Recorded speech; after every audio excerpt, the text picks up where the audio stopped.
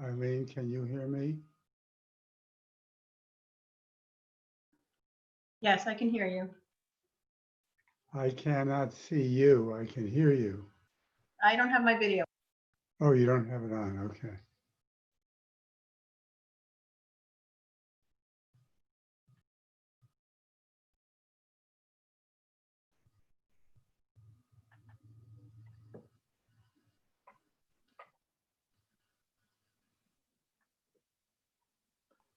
Hello, Hi, Eric.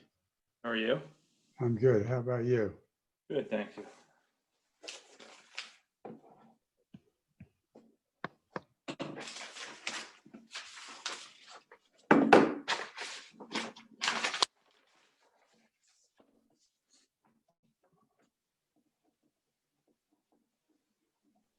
Eileen?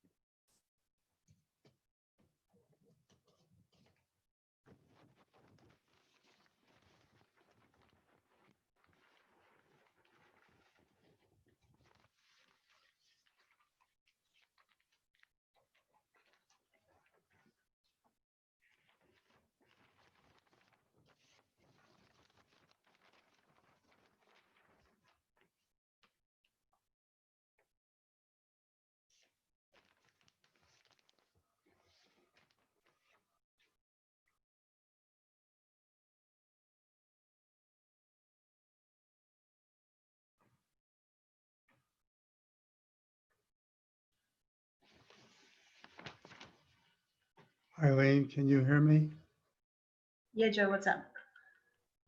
I noticed that on the site plan, there's that chart about the variances that are needed. And in the column that says variance, it says either yes, no, or EN. EN stands for existing nonconformity, right? Yes, Is it your view that they need a variance for existing nonconformities? not typically, no, not unless they're Thanks, my sweet. making it worse. If they don't make it worse? That was because of the organizer, nothing you did.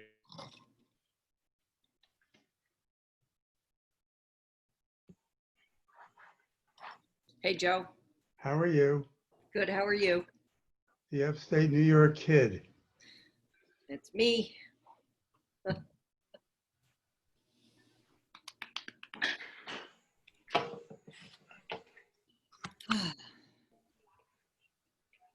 Hi, Mark. Hey, Joe, how are you? Good. How are you? Nothing like a martini planning board meeting. Hey, you're drinking a martini?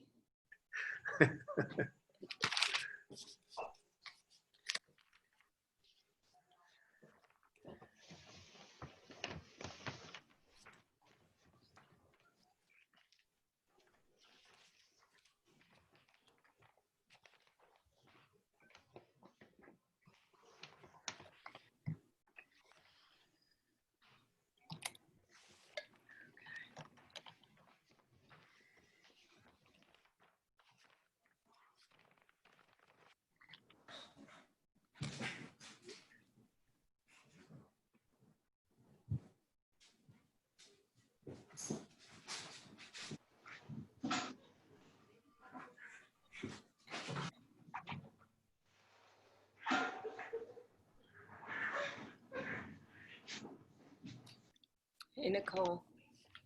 Oh, I'm about to lose power. Okay. Yeah. This thing dropped power quickly. Yep, you should get new batteries for it.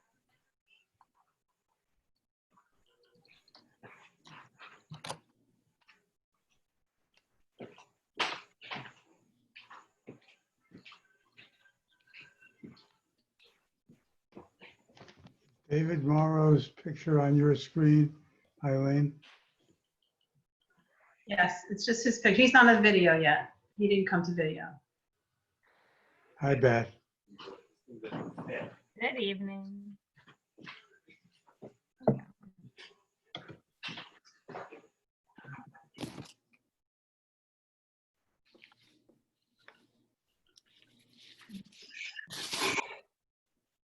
Hello. Hi, evening. Eileen, I've heard from Tara and Dan both that they're not able to attend tonight. I'm sorry, what did you say? Both Tara and Dan Fair are not able to attend. Okay, I knew about Dan.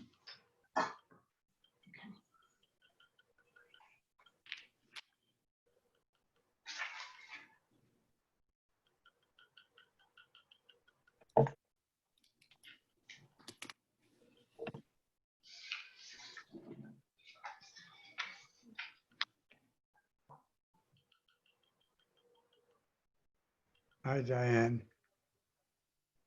I can't hear you. You're muted. You're muted. Can't hear you. Working Now I on can- Okay, I'm in. Now you're in. Okay. I've got my cup of tea. I'm all ready. Well, somebody has a martini, but I don't know who it is. Oh, well, they're never going to tell. Right. Remember, you're being recorded already, so, Oh, we are, huh? from the very beginning, yes. Okay, Eileen, well, I don't have a martini. I have tea, hot tea. Eileen, I see Shanak in the attendees room. Okay. Bro. It's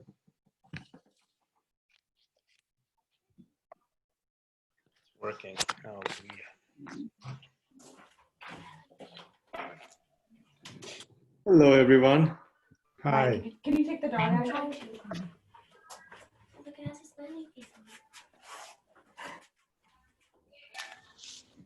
Joseph, I heard you had a martini. I didn't. I'm just kidding. For the record, you don't have one. There's only one martini here and the chair is empty.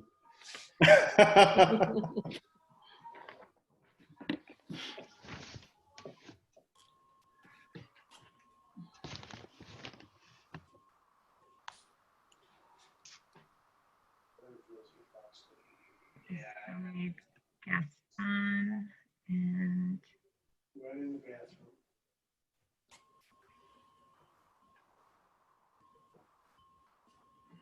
I think that's all we're expecting. Additionally, is Gaston.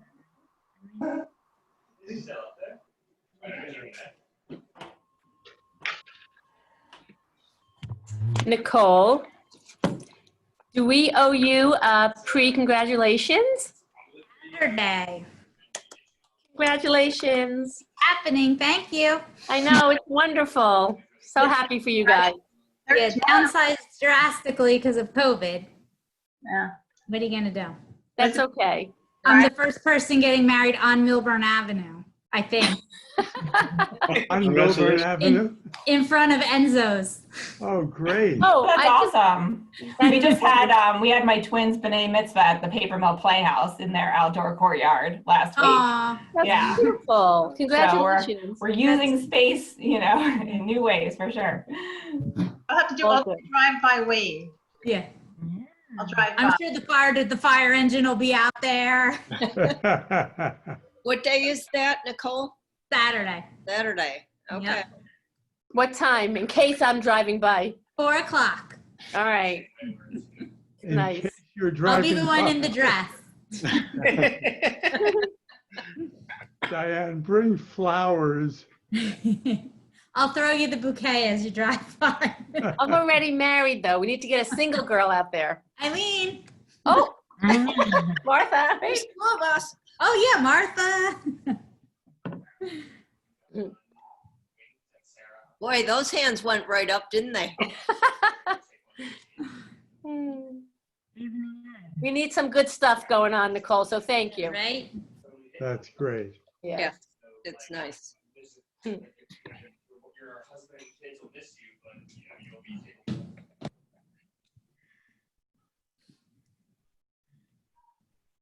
Okay.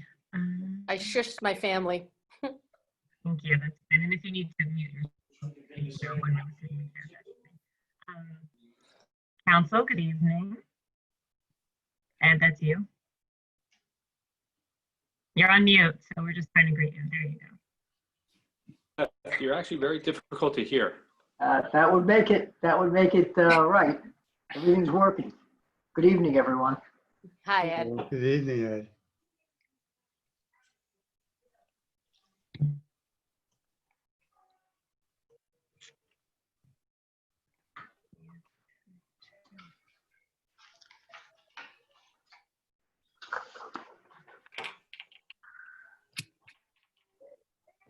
Just checking if you're able to hear me through my headset. Is the audio sounding better, or am I still very soft?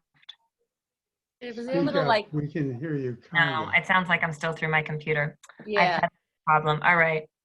I will speak up. This happened last time to us too. I need to resolve that. I can hear you fine. Yeah, I will project. I think we do not have Gaston yet. He's the only one I don't see. But I do know our elementary school is having they told us this morning that they're doing an orientation right now, tonight, for the learning plan. So it's possible he is conflicted. That said, let's begin our meeting and proceed as it is 7:30. So In accordance with Section 5 of the Open Public Meetings Act, be advised that notice of this meeting was made by posting on the bulletin board in Town Hall and mailing to the officially designated newspapers a list of meeting dates annually indicating that this meeting would take place on Wednesday, September 2nd, 2020 at 7:30 p.m. Due to the COVID-19 virus and mandatory quarantines imposed under executive orders by Governor Philip D. Murphy, Millburn Town Hall is not open for public meetings. A supplemental notice was given in addition to the annual notice to the transformation of this meeting into a remote virtual meeting. The supplemental notice contained information necessary for members of the public to attend the meeting through the Zoom platform, both by audio and/or video means. The public will have the same opportunity to participate at the appropriate time virtually, just as if they were attending an in-person meeting. The supplemental notice was posted on the Millburn Township website, Millburn Town Hall Bulletin Board, and Millburn Town Hall front door. Supplemental notice was also forwarded to the official newspapers, submitted to the Township Clerk, and published in the item on August 27th, 2020. Roll call, please. Diane Aglo, Here. Jorge Mastro Pietro, Here. Mark Matzel, Here. Joseph Steinberg, Here. David Morrow, Here. Shannon Tana, Here. Vice Chairwoman Miriam Salerno,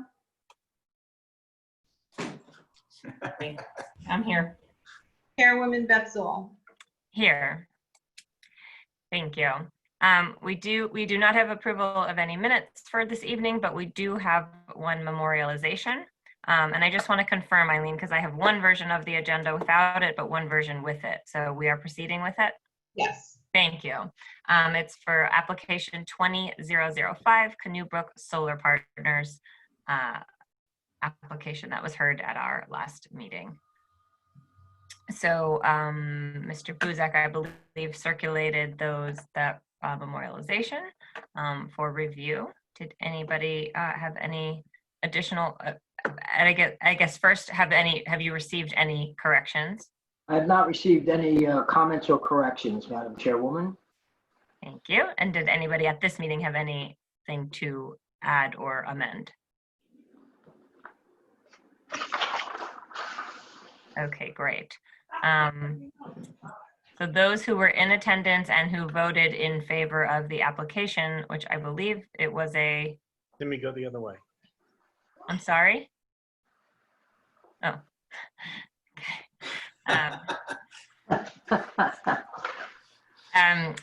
So if anybody would like to make a motion to approve the memorialization for this application, they could do so at this time. I approve. We have a motion, and do we have a second? Second. Thank you, Jorge. Diane Aglo, Yes. Jorge Mastro Pietro, Yes. Mark Matzel, Yes. Joseph Steinberg, No. David Morrow, Yes. Beth Zoll. Yes. Thank you. So that memorialization application of 20005 is approved. If For the may, record, moment. go ahead. Ed. Okay, sorry. Something just happened tonight that you might not have caught, and I wanted to take this opportunity, since it did happen and it typically does not happen, to just point it out. As the chairwoman said, those members who voted in favor of the action are permitted to vote tonight. Anyone who voted against it is not permitted to vote tonight. Mr. Member Steinberg, at least according to my notes, voted yes for the action back 2 weeks ago. He had the right and exercised it tonight to vote no, even though he voted yes before. So I just wanted to point out, not that I'm encouraging that kind of, I'm not encouraging anybody to do that, but this is an unusual situation. So I wanted to just let you know that you're now entitled to vote, but that you are not bound to vote the same way you voted before. Thank you. And if I don't recall what the number of yes votes, if you need a majority or if you only need a single or two yes votes, just a single, that's what I thought. Yes, that's correct. Right. So Sorry for the interruption. the more you know, that's your rainbow moment. I want to state for the record that Gaston has joined us. Eric, I just want to make sure you captured that. Thank you. And Shanak, I believe you're raising your hand. I don't know if this is the right time to ask the question, but is Mr. Steinberg, is there a way to understand the reasoning behind the vote, or if it doesn't know an explanation, that's fine. I just didn't know if I could just understand it. How about we leave that for business Sure. after we hear this application? Is that okay? Sure, of course. Thank you. And we'll give Joe an opportunity to reflect on whether he will divulge or not. Something to stay awake for. So thank you. I didn't mean it in a bad way at all. No, I know. I'm trying to learn. Teaser. I'm probably going to decline the offer anyway. Absolutely fine. Okay. Thank you. Thank you. So that said, as we're going to move on to application 20008, our one application for this evening, which is for preliminary and final minor site plan approval, I believe. So if you would like to bring in the attorney and any other witnesses who should follow. Mr.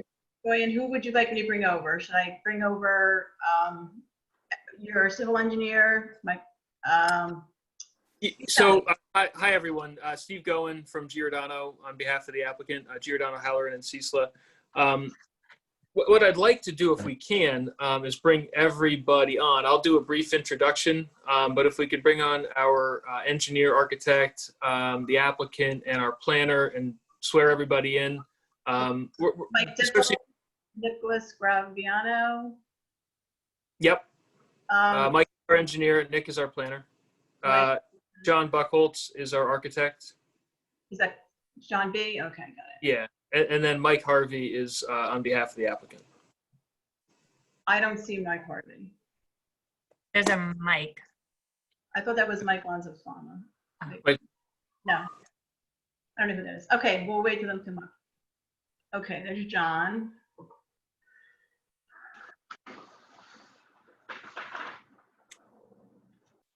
So we have somebody named just Mike, and you're. That's Mike. That's you. You're on twice. Oh, that's you, Mike Dipple? Oh, yeah, but Mike Harvey is just Mike. Okay, then he's on. So Corey Buchholz, no, he's just there to listen. Yep, just John Buchholz for testimony. And so is that everybody? Do I have everybody? Let's see. I see Nick. I see Mike. I see John, and I see Mike Harvey. So yes, we have everybody. Great. Perfect. Okay, thank you. Good. So, Let me just say before you begin, I just want to there are some people who are still in what it's called our attendees. So you're not seeing yourself. So those may be members of the public who are just where the people who just joined the room are. If you are here as a member of the public and are intending to make a comment or ask questions of witnesses, there will be an opportunity to do that. And at that time, you will use the feature on Zoom, which is raise hand. And so at the time in the application, there will be, I will say, after we ask members of the planning board questions, I will turn to the public and we will look in this column. So should you want to at that point raise your hand, that is when we will welcome you to do so. Thanks. I just wanted to begin with that. Now proceed, please. great, thank you. Mhm.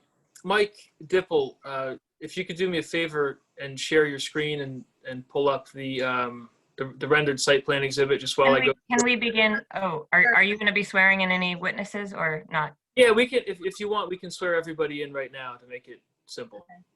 I prefer to do that before anybody's going to speak, unless you were going to provide an intro. Oh, no, I'm just going to provide an intro. I just wanted to pull up Okay, this. that's fine. Yeah. Feel free to proceed. I'm sorry for cutting you off. Sure, I'll do my brief intro and then we can swear everybody in. Okay. So hi again, everybody. Steve Goen from Giordano, Halloran, and Ciesla on behalf of the applicant. The applicant is Quokka, Quokk LLC. The property that we are talking about tonight, 704 Morris Turnpike, block 1801, lot 1. And we're in the B2 business zone along Morris Turnpike.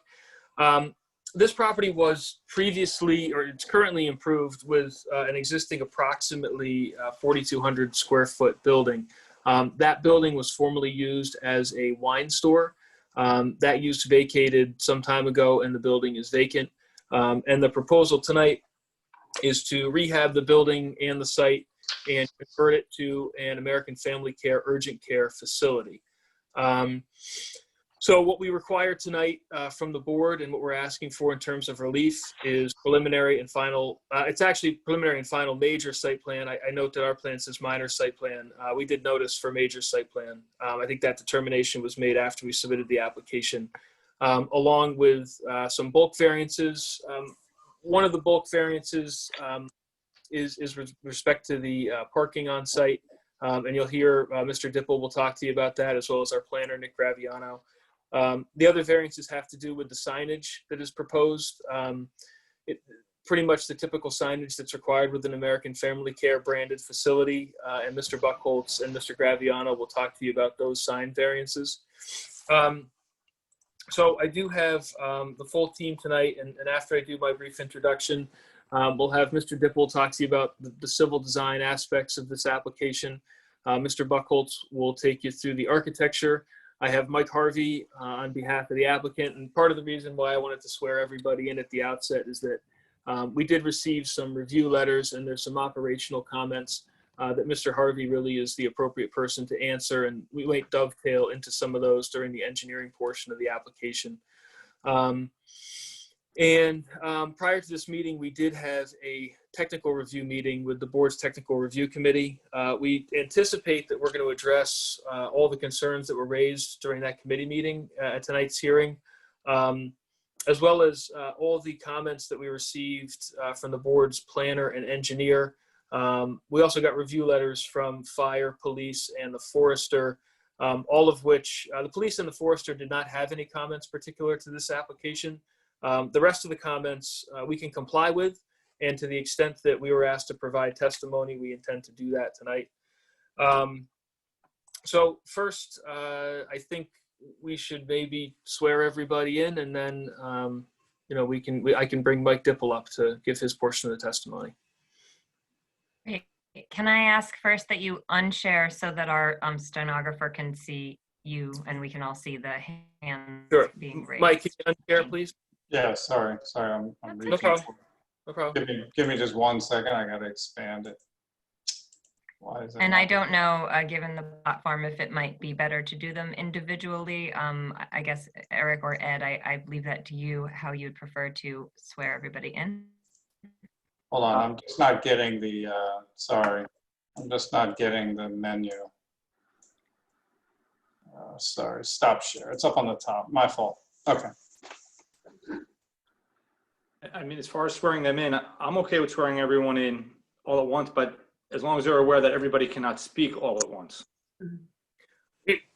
We'll do our best with that. Yes, for sure. Understood. So we want to start. We'll start with Mr. Dipple. Do you swear from the testimony you're about to give in tonight's Zoom meeting to be the truth, the whole truth, nothing but the truth? I do. You just state your name for the record, please. Sure. Michael Dipple, D-I-P-P-L-E. Thank you. And again, Mike is. You... Sorry, Mike. I was just going to say Mike is our professional engineer, just so we're keeping track. Mike Harvey. Do you swear from the testimony you're about to give tonight to be the truth, the whole truth, nothing but the truth? You're muted. Mike, you need to unmute. I do. State your name for the record. Michael Harvey, H-A-R-V-E-Y. John Buchholz. Do you swear from the testimony about to give in tonight's Zoom meeting be the truth, the whole truth, nothing but the truth? I do. John Buchholz, B-U-C-H-H-O-L-Z as in zebra. And Nick Graviano. Do you swear from the testimony about to give in tonight's Zoom meeting be the truth, the whole truth, nothing but the truth? I do. Nicholas with an H, Graviano, G-R-A-V as in Victor, I-A-N-O, professional planner. Thank you. All right. Thanks for bearing with that introduction. So now, Mike, why don't we pull up the site plan and we can talk them through. Sorry? I'm sorry, share again, sorry. Oh, got it. Yeah.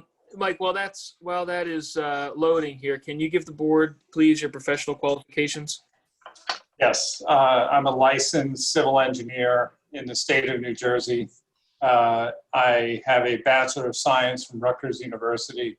I've been doing this for 29 years, and I've appeared and been accepted as a witness in front of hundreds of boards and Superior Court throughout the state of New Jersey. I don't think I've had the benefit of coming to Millburn. I did work in your town for about 4 years of my career, but I have appeared recently in South Orange, Springfield, Newark many times, and all, or Maplewood recently also. So all around the Millburn area. Unless there are questions, I'd ask that the board accept Mr. Dipple as an expert in the field of professional engineering.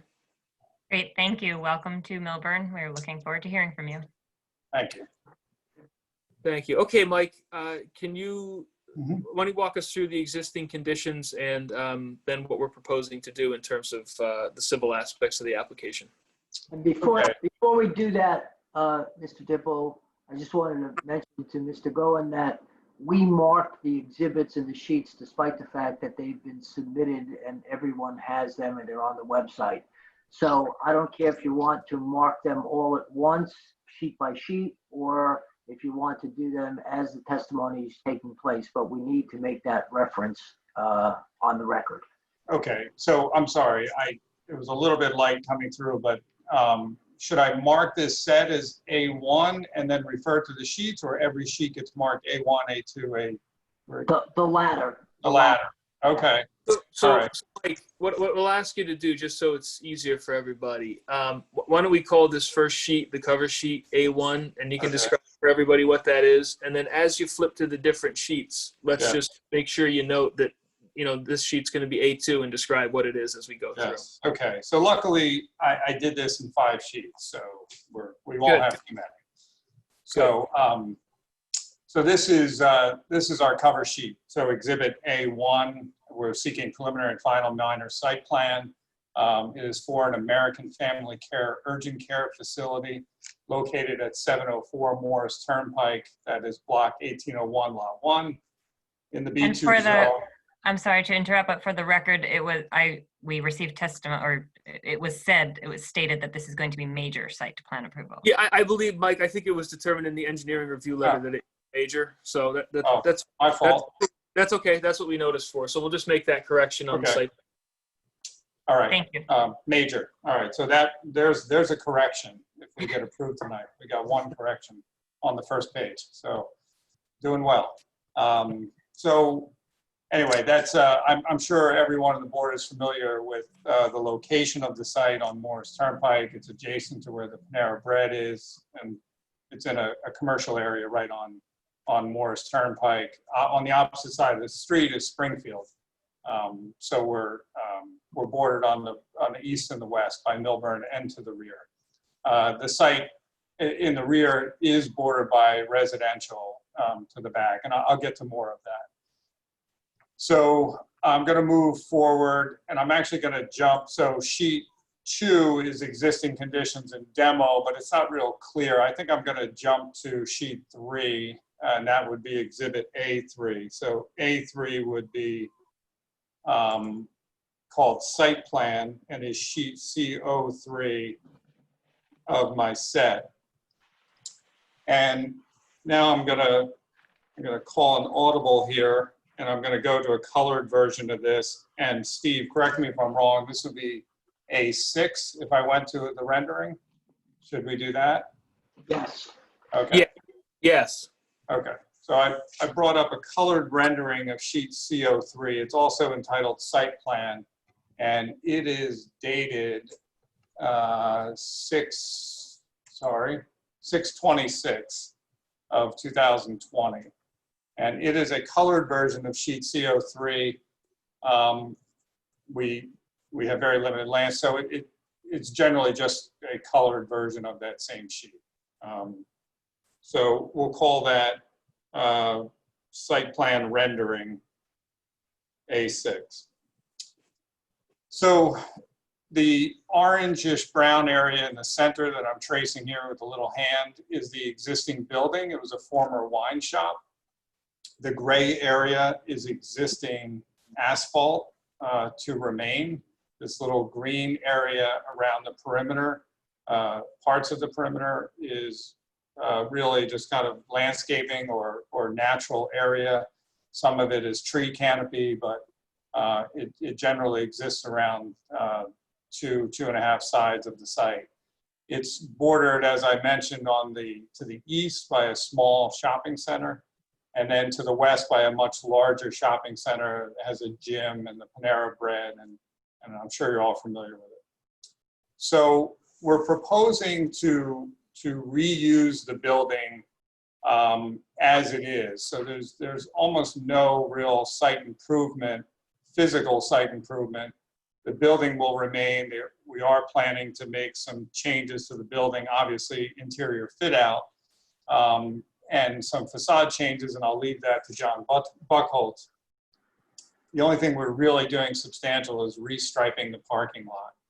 So let me just go through how that would work as I just zoom in a little bit. We're proposing circulation in from the west side back to the rear of the site, continuing in an easterly motion then at the back of the site, and then down along the opposite side of the building, and then back out. And the site essentially functions that way now. There are 2 curb cuts along Morris Turnpike, and we're keeping those curb cuts. So we're not changing the driveways in any way. So if you were to enter the site, you would encounter on your right an ADA accessible space. And as you continue along the one-way drive aisle, you would have opportunities along the side of the building for 4 parallel spaces. As you went to the back, there would be a larger parking area where you'd have an opportunity for 12 parking spaces, some up against the building, some up against the rear. Currently, there are 7 parking spaces up against the rear, but it's poorly striped. So we were able to find 8 conforming parking spaces along the back. And then if you continue to maneuver, there are 3 existing parking spaces along the side of the building. We're going to get to those a little bit later. Significant, we will have some discussion about those, I'm sure. And then in the front, there's an opportunity for 5 additional spaces. I know it says 6 here, but I'm counting the ADA space. So there are 5 additional spaces in front of the building facing to the west. So that's really how we're planning to have the site function. Entrance to the building for any kind of patient who would come in is right through the front. We're planning some improvements to the doorway, but essentially it would work the same way. There's a little concrete ramp in the front, and then you would enter into the building where you'd have the waiting room and the reception area and everything like that. There is another door in the rear of the building that exists today, and that's what this striped area is in the back of the building. And that would allow physicians or anyone else who had to enter the site from the rear, kind of back of house, that would give an opportunity for them to come into the back. So that's really the improvements. I should point out one thing, because I think it's going to be significant in my testimony going forward, and that is that the property line of this site is not exactly where you would think it would be if you went out there. On the west side of the building, this dashed line that runs up along this landscaped area is the property line. So it deviates a little bit from the railroad tie retaining wall, which borders the shopping center parking lot on the west. Same kind of occurs over on the right side. You have this property line which kind of comes down along the building and continues down to the front. So that's the property. It's about 1/3 of an acre, just over 1/3 of an acre. And it's a little deceiving when you go out to the property and look at it, because you kind of have a sea of asphalt over here on the right side, and then you have this landscaped area over on the west side. So other than that, those are the proposed improvements. I'm going to go back to my civil plan set. So I'm back on Exhibit A3 site plan, and I'm going to go to A4, which is sheet CO4, and that's my lighting plan. So under the lighting scheme, we're really retaining the existing lighting, which is on the building. There are a number of fixtures in the back, fixtures along the side of the building. There's an overhead fixture in the front of the building. And so we're leaving the lighting. I should say there's a building mounted fixture over here on the right side. I don't want to miss two of them. So we're leaving really the lighting as it is. What we were able to do is just model the lighting on the existing building. There are two shopping centers on either side, and you have lighting from Morris Turnpike. There is a light right out in front of the site, an overhead light. We were able to model that. So we have a pretty good take on the lighting throughout the property, and we're proposing to leave it as is. If I continue on, so that was Exhibit A4, A5, I was really just construction detail showing wheel stops and curb, and it just really kind of technical things, ADA compliance and things like that. So I will go back to our site plan rendering. And if you'd like, Steve, I can go over to the zoning table and we could start there if you want me to move in that direction, unless there's something else you'd like me to cover that I may have missed. I don't think so, unless there's questions from the board on any of what we just heard. Okay. Well, I know that you mentioned earlier, so I don't want to tell you how to go about it, but I know that you mentioned you read the professionals' reports, and I know the engineering report had comments on lighting, so I don't know if you want to address that now or later, or how you want to do it. Well, our plan is, I think we're going to go after Mike takes us through the variance table and the bulk table, so we can see what variance relief we need. Then Great. we're going to go through all the professional reports. So thank you. Okay. Okay. So go ahead. Okay, so I have provided a bulk table for your bulk standards, parking and loading, and then signage. And I just want to hit on those and describe where these things occur. And then, of course, we're going to have more testimony from the planner and the architect and regarding some of these items. But we have a few existing nonconformities, and I know your planner brought that up. The lot width does not conform in this zone. It would need to be 150 feet wide. We're at 71.96. That's not being changed, obviously, so that's an existing nonconformity. The front yard setback of the building, I think it was meant to comply. It only misses by about 2 inches. So it's supposed to be 50. The survey shows it at 49.83. Technically, that's an existing nonconformity, and we've shown that. Minimum side yard setback, where 8 feet is required. I'm sorry, there is a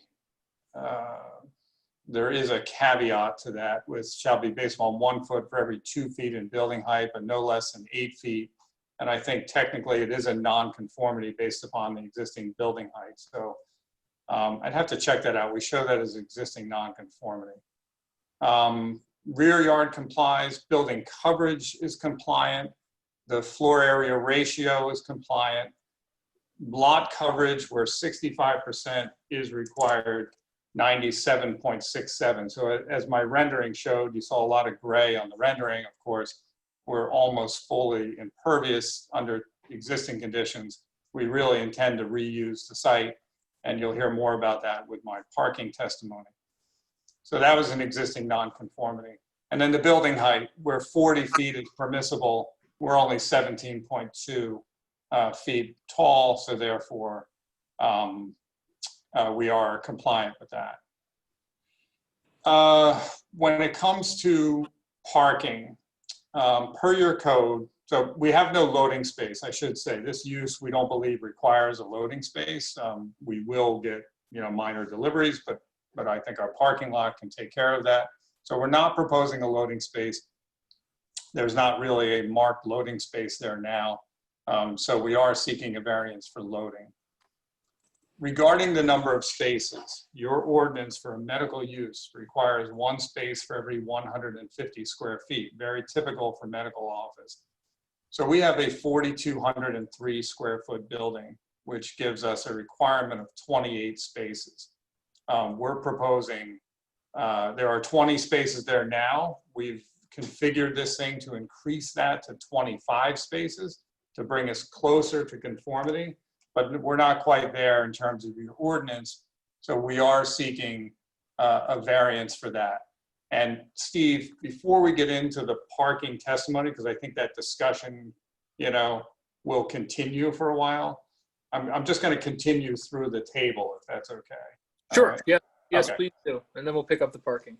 When it comes to our next variance is for a side yard parking buffer. And I'm going to go back to the table where 7.8 feet is required. We have one existing is 1.86 feet, and we're going to decrease that to 0.08 feet. And I'll show you where that occurs. If I go back to this portion of my rendering, it's in this back right-hand corner, all the way in the back here. So they have a very wide existing space, and we are just where it was, whatever I had, 1.7 something feet, it's now, or one, I'm sorry, 1.86 feet, we're now 0.08 feet. And that occurs right here in this back corner. This upper corner of the space would actually be right there. That's existing asphalt. That we're not changing anything on the site. We're just restriping. And when we do so, that 9-foot wide space moves slightly closer to the edge of the asphalt. So that's why we are noticing for that, just to be very transparent. Rear yard parking, we are increasing the number of spaces. So where 14.78 feet is required, it is 3.09 feet now. We are making it 3.09 feet. That occurs in the rear of the site. So you have this 3.09 feet between the edge of the asphalt and the existing property line. So because we're reconfiguring those spaces, we've considered that a variance, and we have notice for same. Can you further clarify why that is not considered an existing non-conforming and why you're actually requesting a variance for that? Well, I can give it a try, and that is there are 7 spaces there now, and we're making 8. Okay. I think we erred on the side of caution. You know, typically when we modify things, we usually say, yes, that is a variance. But, okay. But our justification for it is that it is a parking lot there right now. Right? Mm-hmm. And that is the narrowest portion right there. Okay, thank you. Okay. So otherwise, we're fairly compliant. We have minimum access driveway setback where 30 feet is required, 11.07 feet is required. That's in the front of the site. These are all existing nonconformities. Minimum one-way drive aisle width parallel, 12 feet. 1.7 feet is existing. So we might as well hit this right on the head. There are 3 parking spaces along the east side of the building. Between the property line and the edge of the space, there's 1.71 feet. I'm showing it on my screen here. So we are showing that as an existing nonconformity, where 12 feet is required for the drive aisle width, 1.71 is provided. And we also have a situation where a drive aisle with facing perpendicular spaces or 90-degree spaces where 23 feet is required by your ordinance.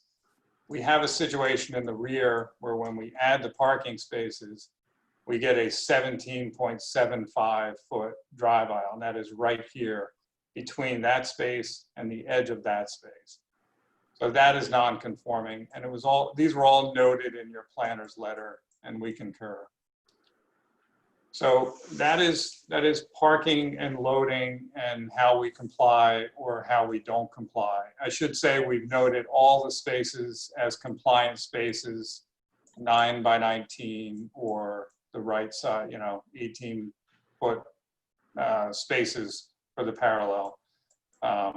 So we do show that as being compliant. Great. Before we leave this table, if you could just go back to the one item that I'm confused on, which is the maximum, sorry. Oh, sorry. I'm sorry. It's okay. You can zoom on into that parking and loading table, maybe.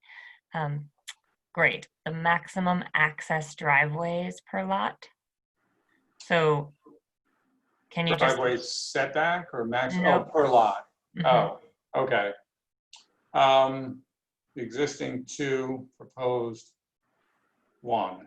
That's a good But question. I think thought it's there were really, 2. I think it should be 2, but it's functioning as 1 driveway. So one of my engineers might have kind of been a little creative with that. It's functioning as 1 driveway, but per DOT standard, this would be considered 1 driveway, but maybe we're being a little technical. I should just say that there's no change to the driveways. So whether my table's correct or not, we're not seeking a variance. We're not changing the driveways. There's 1 curb cut on the west side. There's a curb cut here. And then there's the exit curb cut would be here. And those exist today.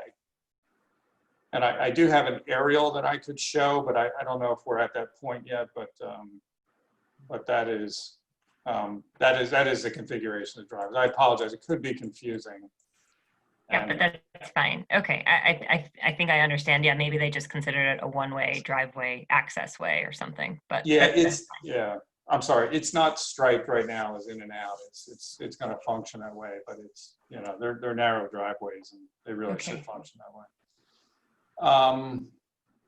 Okay, so I'm gonna leave signage for the architect because he's gonna be able to show you pictures of the signs and everything like that. So we do have a signage compliance table here. And I'm just gonna leave that for John. All right. Okay, so is that your testimony or you're continuing? Well, yeah, I think now, Mike, let's, why don't we turn to the review letters that we received and we will go through those. We can continue the discussion about the parking variance and some of the other issues raised by the engineer and planner as we get to those letters. Okay. So I'm going to start with the police department review, which is pretty simple. It's dated August 31st, 2020, and they had no comment. So I don't have anything we need to say about that. The second review is the fire marshal review dated August 27th, 2020. The fire department did have a few comments, all of which we will comply with. So unless the board has any questions about what we're doing there, I'm just going to move on because we will address all of those as a condition of any approval. The township forester provided a review letter dated September 1st, 2020, said he had no comment, so nothing to say there. And then we can talk about Ms. Callahan's review dated August 28th, 2020. So why don't we turn to that review letter, Mike, and we'll go through the comments that start on page 2 of that letter. Yeah, I have that in front of me. All right. You want me to read them and continue on? Please. Up to the board. Do you want us to read the comment and then answer it? You don't have to read the full Yeah. comment if you want to characterize or read at least the comment number so we can all be reading on our own at home. Yeah, let's exacerbate it, Okay. Mike. Just the comment number and some general characterization, and then what's our answer? Okay. So comment 1 deals with that 17.75 feet in the rear, and it points out that 23 feet is required and 17.75 is the most constricted point in the back. And the comment, the contention there is that it would be difficult to maneuver back there. However, some of these spaces will be reserved for the physicians, probably in the back corner. That's where the staff may park, and they'll be the last people to leave. So there is a way to manage this parking so it's not a problem, for everyone leaving there or backing out of there. So that I think there's plenty of room for a drive aisle, for the one-way drive aisle to continue through the site. It kind of functions that way today. And the maneuvering, the backing up and the potential conflict can be avoided with ensuring that some of the staff members kind of use those first. They may not be the most desirable spaces all the way in this back corner after you've already passed a number of spaces on the right side of the building, and you've passed a number of spaces in the back that should be open. And I know I have to give my parking testimony, but we do think that this is manageable. It is a small site, and it is, you know, a little bit tight in the back, but because of the one-way directional, we think that this is manageable. Comment number 2, there's insufficient room on the east side. So now we're going into this issue, which we know is here, and that is these 3 spaces that exist on the right side of the building. So if you were to go out there today, the wine shop had 3 spaces right there. They probably had them there for a long time. Hey, Mike, I think this might be a good time to introduce that aerial, just so the board can see what the condition looks like on the site now. Okay, let me just drag it over here to my screen. So I'm using, so I hope everybody can see that. I'm using. Mike, before you start, by the way, just describe what we're looking at here and mark it as A7. So this is A7. This is a Google Earth aerial of the facility at 704 Morris Turnpike, of the property. So it's straight off of Google Earth. It's a, you know, it's an aerial, and I can testify that this is accurate. I've been to the site a number of times, and this is accurate in what I've seen out there. So what you do have right now are parallel spaces along the west side. You have perpendicular spaces along the rear, and you do have those 3 parallel spaces along the side. But I think looking at the plan doesn't do it justice, because you have a sea of asphalt here and kind of this kind of shared kind of maneuvering area along between the buildings. So the comment is correct. We agree with it that it is tight, that there's only 1.71 feet. But again, we do want as many parking spaces as we can get. It's a good thing, and we are proposing to leave those 3 spaces there. So. But the comment is about an easement. So the suggestion by your engineer is to procure an easement on the neighboring property so that the maneuvering can take place, and you could get the 12 feet after the parking spaces. That is the comment. So let me speak to that, Mike, a little bit. I think in terms of our application tonight, we recognize first of all, there is no easement in place. There's no formal easement in place. It's an existing condition that has existed at the site. That's how they've operated it for however long since the site's been developed that way. So for the purpose of this application, I think we recognize the fact that the board, while we're proposing to keep those spaces because we would like to keep the parking variance to a minimum to the extent we can, we recognize that the board's going to have to view that necessarily as being our access aisle. So, you know, we recognize the comment and understand that we would be amenable to a condition, something to the effect of we will use, we'll use efforts, commercially reasonable efforts to try to obtain a formal easement to allow us to use the neighboring property as egress. But we just don't want to get into a situation where the neighboring property is basically doing the board's job because of a condition of a resolution and all of a sudden has approval rights over this application. So I don't know, Mr.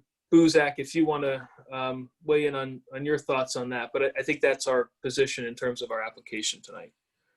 Well, I think the difficulty is that let's just assume that the neighboring property owner decides to put a fence up or to put some barrier up along that side. That access driveway or egress driveway, I guess it is, with the 3 spaces will become unusable unless those 3 spaces are abandoned. Correct. And I understand your concern about not wanting to, trying to minimize the variance that you're seeking and the magnitude of the variance that you're seeking. But from my end, and I understand exactly your concern, I think that, and this is not my call, it's really the board's call, but I think asking the board to approve an egress plan or a circulation plan that involves the need to encroach upon a neighboring property, albeit having been done apparently for a long time. I think the board may have some difficulty with that. I have some difficulty from the legal end, and I would think that the board would have some difficulty with that. That said, then your choices, I think, and there may be more, but your choices are to obtain a formal license or some right to be able to encroach and ensure that that egress will always be accessible, so to speak, or I'm not sure what the exit now. Or the alternative is, and I think we will wait and discuss it as a board, but the alternative is potentially not to have those 3 spaces. Correct.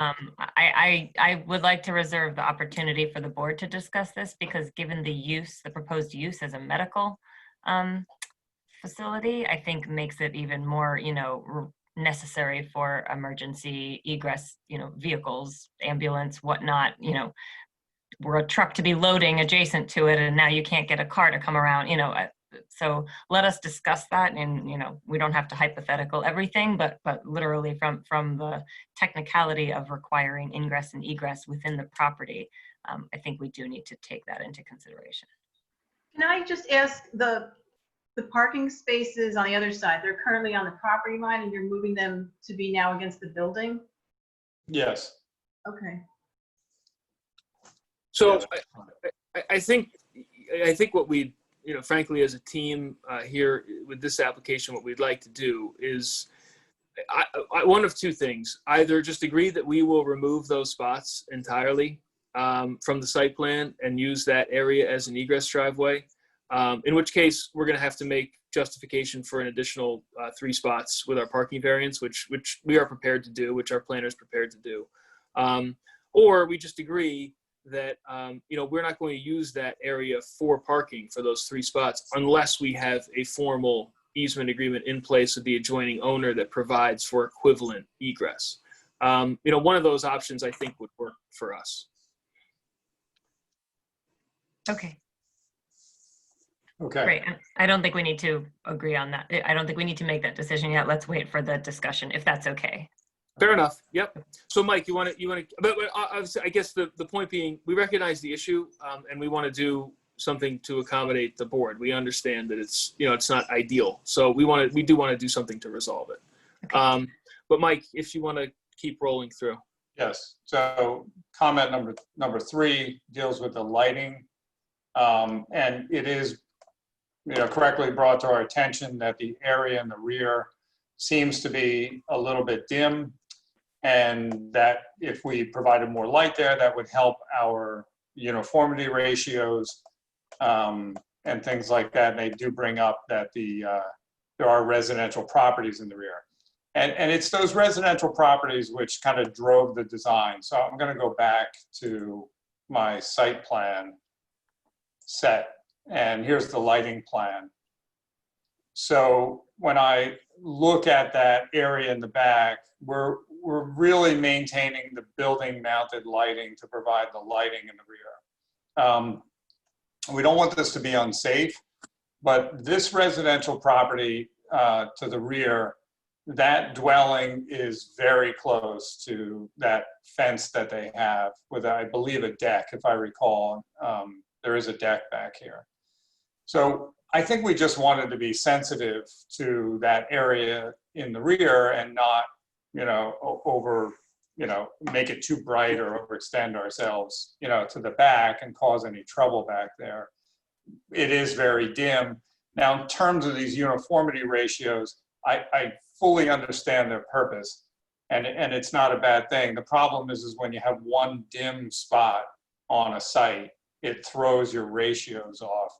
And maybe that's the intent, but we're always contending with the DOT, who never wants any light spillage on their right of way and things like that. It doesn't take into consideration the fact that you sometimes border residents who are very, very close to your property. So I'm not really going to focus on the ratios. I just want to point out that that's what's driving the design. It's really just that residence in the back. And we have light back there.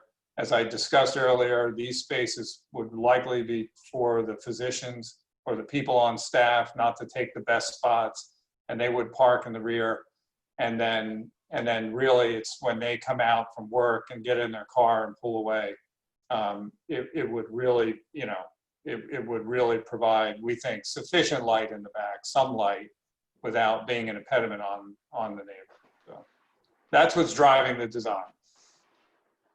Comment number 4 deals with the landscaping in the back. I'm going back to Exhibit A6, and that is in the rear.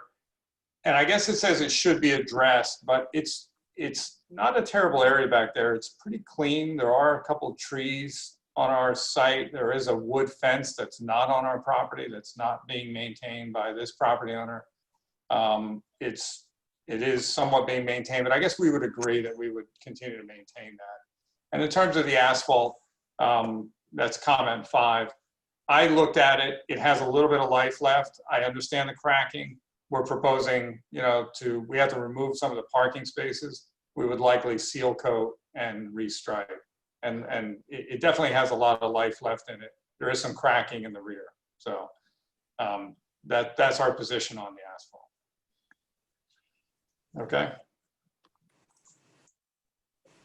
Martha, I didn't know if you wanted to had any response. I'm not sure if I'm seeing your lips moving. No, I'm here. I wanted to make a comment on the lighting, because the dimmest part of the lighting is in the rear of the property where those 8 spaces are.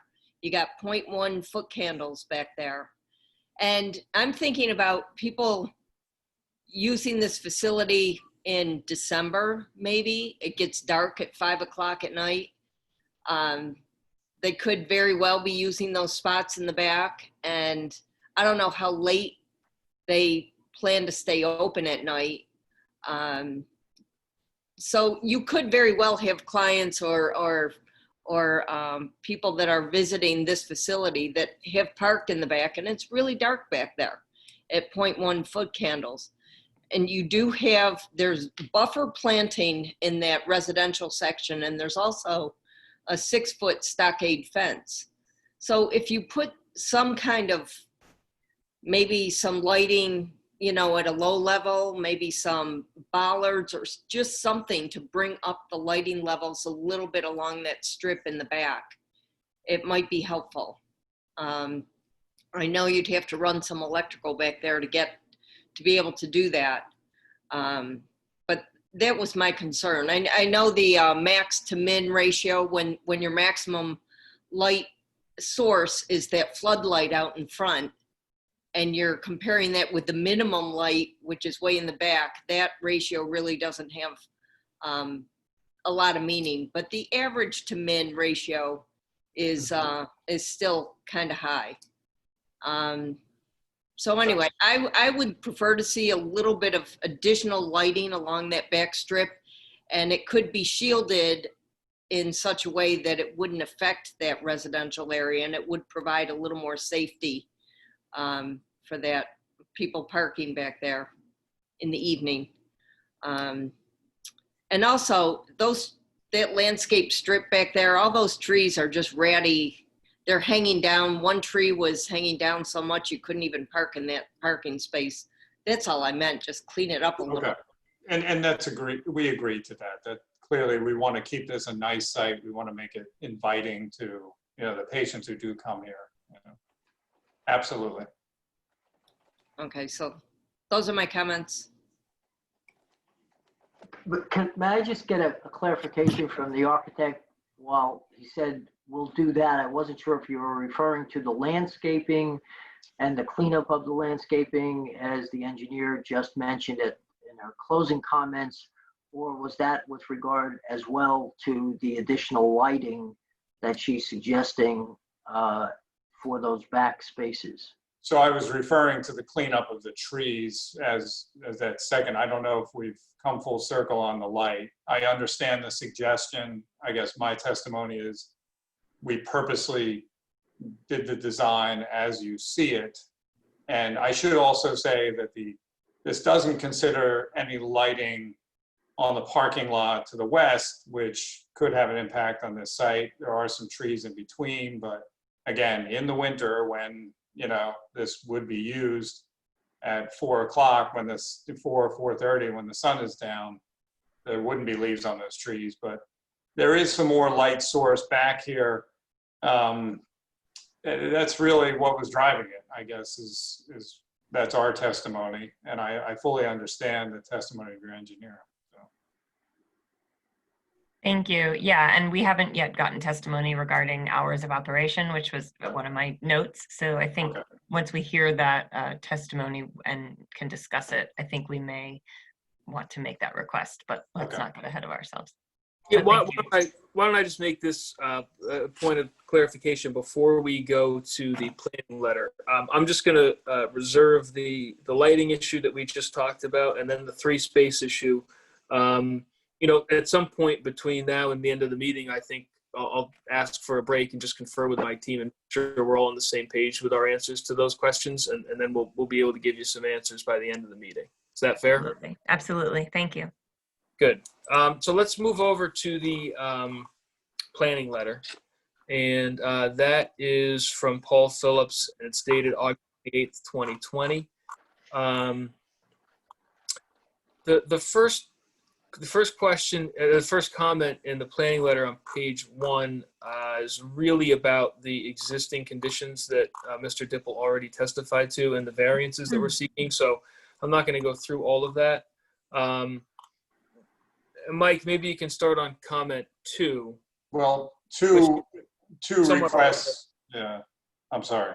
2 requests that I address the circulation and the parking and how it maneuvers, and also the 3 spaces along, you know, the east side of the building. So I think we've discussed comment number 2, you know, in detail. Maybe we could go to number 3, and perhaps this is a good time for Mike to bring in operational testimony. I think so. So we swore in Mike Harvey from Quokka LLC before. Mike, you still with us? Absolutely, yep. Okay. So Mike, this question number 3 on the planning letter really deals with operational questions about how this facility is going to operate. And I think it's fair for us to explain to the board how you envision this facility operating once it's operational, hopefully.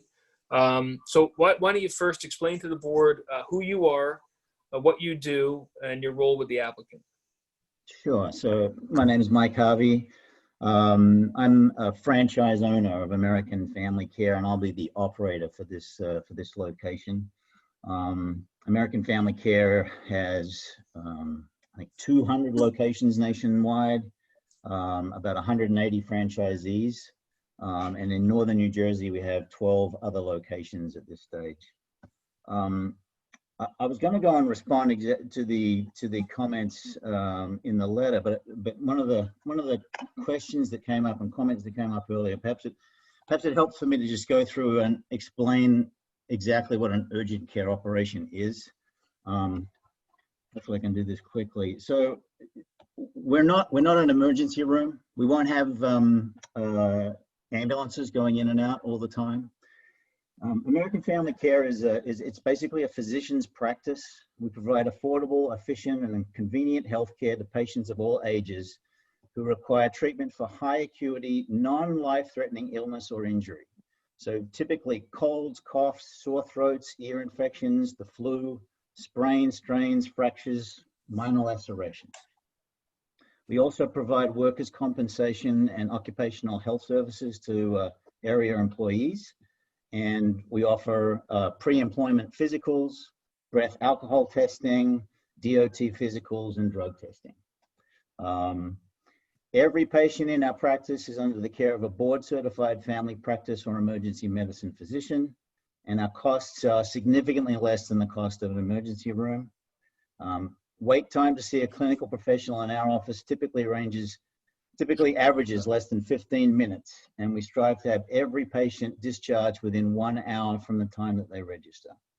So as I said, we're not an emergency room, a specialty clinic, or a surgery center.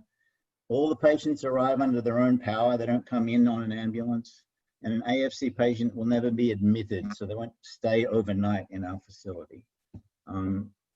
We don't set or cast fractures, nor do we treat. Can you repeat that? I'm sorry, I didn't hear that last statement.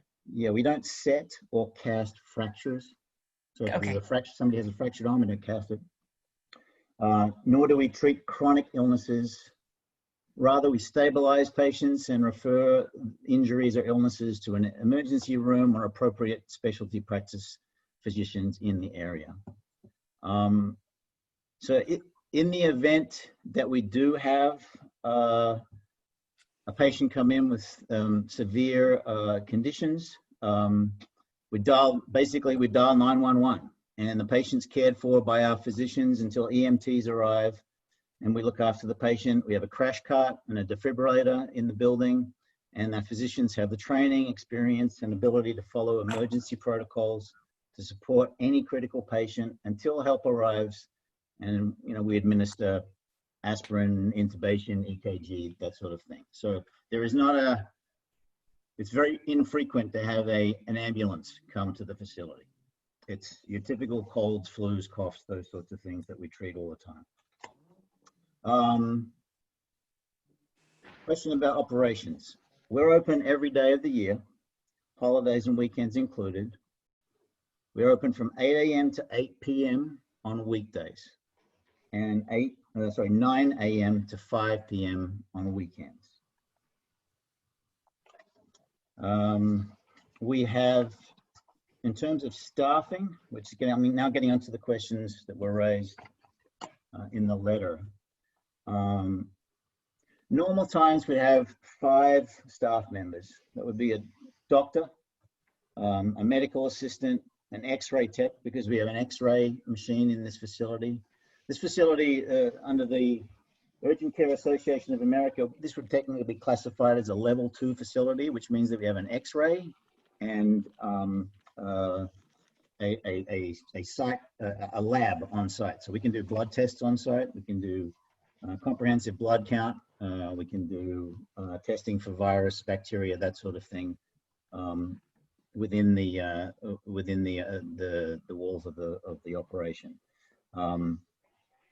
So we need an x-ray tech. So as I said, a doctor, a medical assistant, an x-ray tech, a receptionist, and a center administrator, which is the operations, if you like, of the business. In busier times, so typically flu season, this is a business that gets a bit busier in the flu season.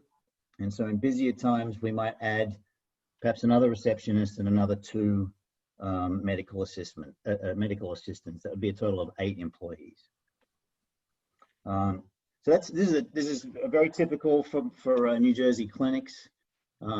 This clinic, and we haven't got to it yet, but the clinic has 6 exam rooms, including an obgyn room, which is typical, as I said, for most AFC clinics. There's also a procedure room for minor surgery and an x-ray room. And we have a nurse's station, which gives medical staff quick access to all the exam rooms. This clinic, well, it's been mentioned before, the size of the building is about 4,200 square feet. We're only using 3,300, 3,400 square feet for the clinic, including the exam rooms. That's because that's the typical size that we operate in. We don't need that extra space. The building comes in the shape it's in. I'll be using the extra space for storage of things like extra PPE, which, as we've all heard in the recent pandemic, is a critical need in the industry. So it's a typical space for an AFC.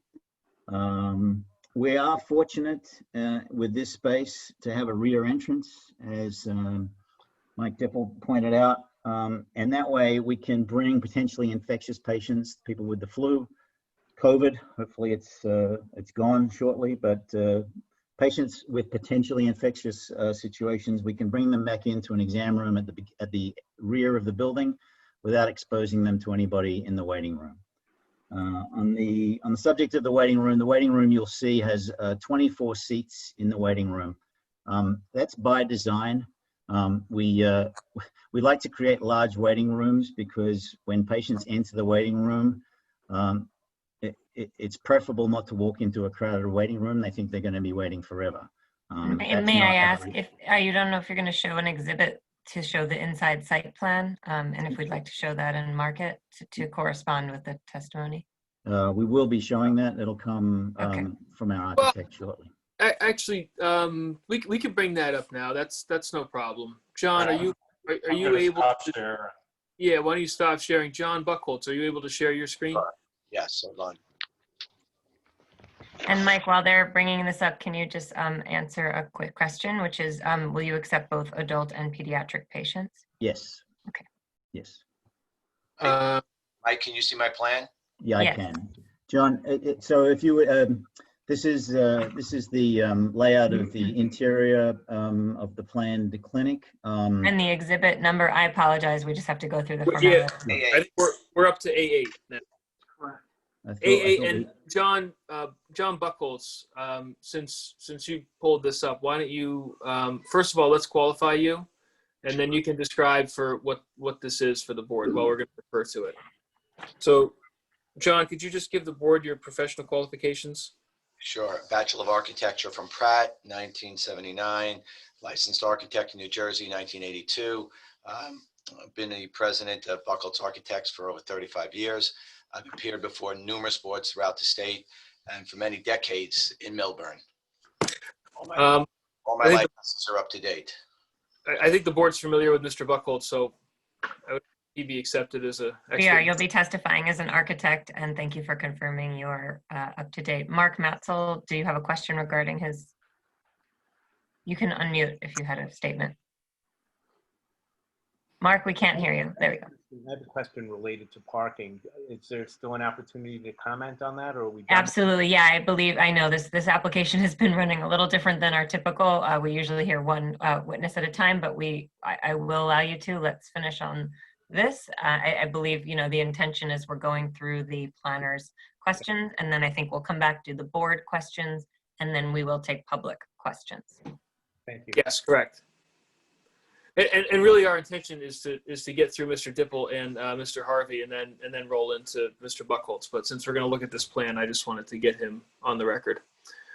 So I'm sorry, I totally lost the question as we were doing all of that. So I think the question was, are we going to see the interior of the building, and the drawing on the right hand side here is. Do you want me to just run through this when we get to the architecture?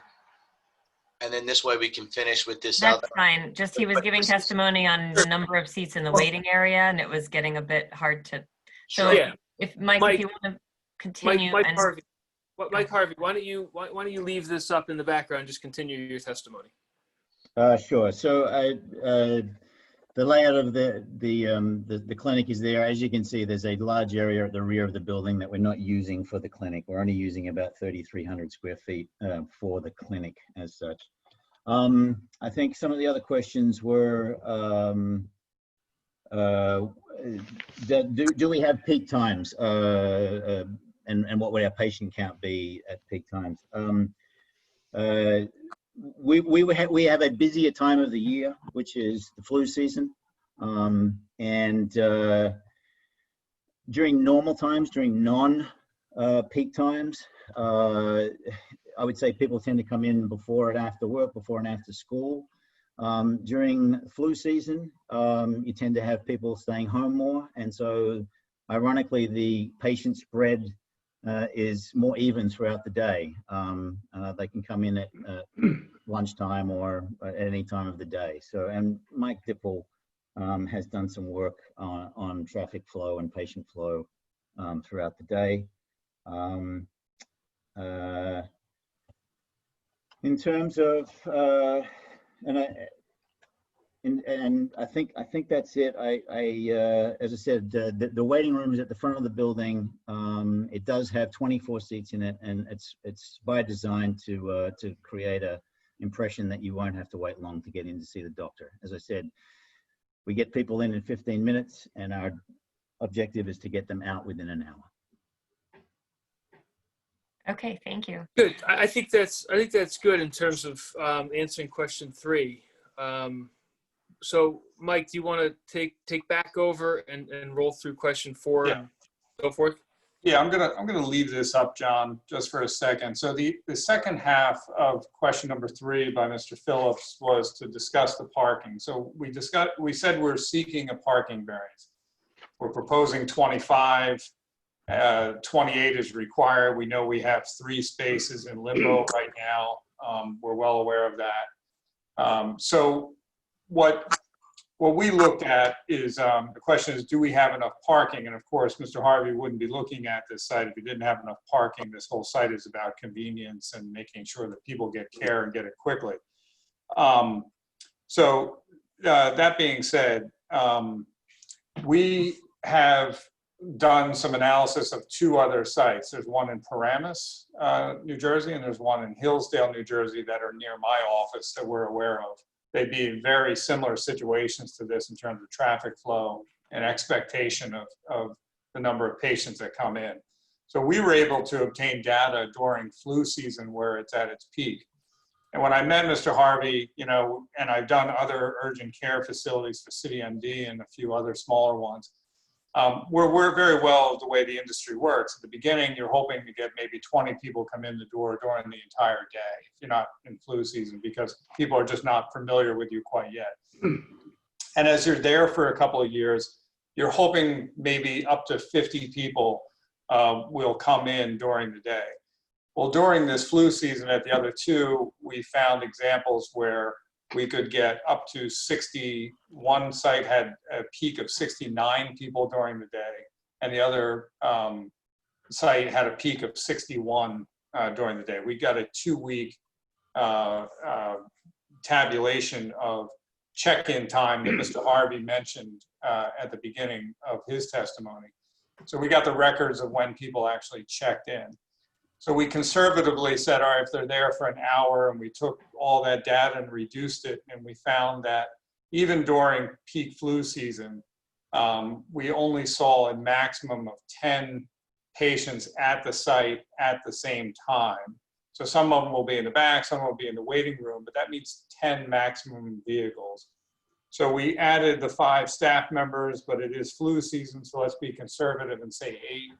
And that turns into maybe as many as 18 cars on the site during the peak, during the Christmas shopping of urgent care.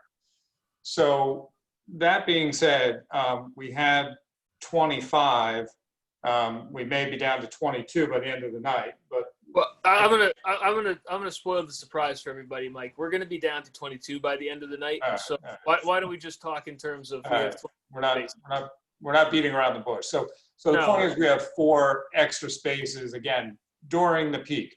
A few things, so your ordinance requires 28, but as Mr. Harvey mentioned, he's only using 3,400 square feet. And I know that's not how you calculate, it's gross floor area and all that stuff. But he would love to have a 3,400 square foot building and not pay for the 4,200 or, that this building is. And you can see storage and rear vestibule, which wouldn't be there otherwise. And that jives with the other 2 sites. They're about the optimum size, but this is what the building comes as, 4,200 square feet. So it's really maybe not quite a fair parking calculation, but we also referenced the Institute of Transportation Engineers Parking Generation Manual, the new one. I have it here right next to me. And they show that in the 85th percentile, you should expect 5 spaces per 1,000. So if we look at this site as 3,400 square feet, not the 42, you would generate 17 vehicles at an 85th percentile or near the peak. That is exactly what we're saying it could be.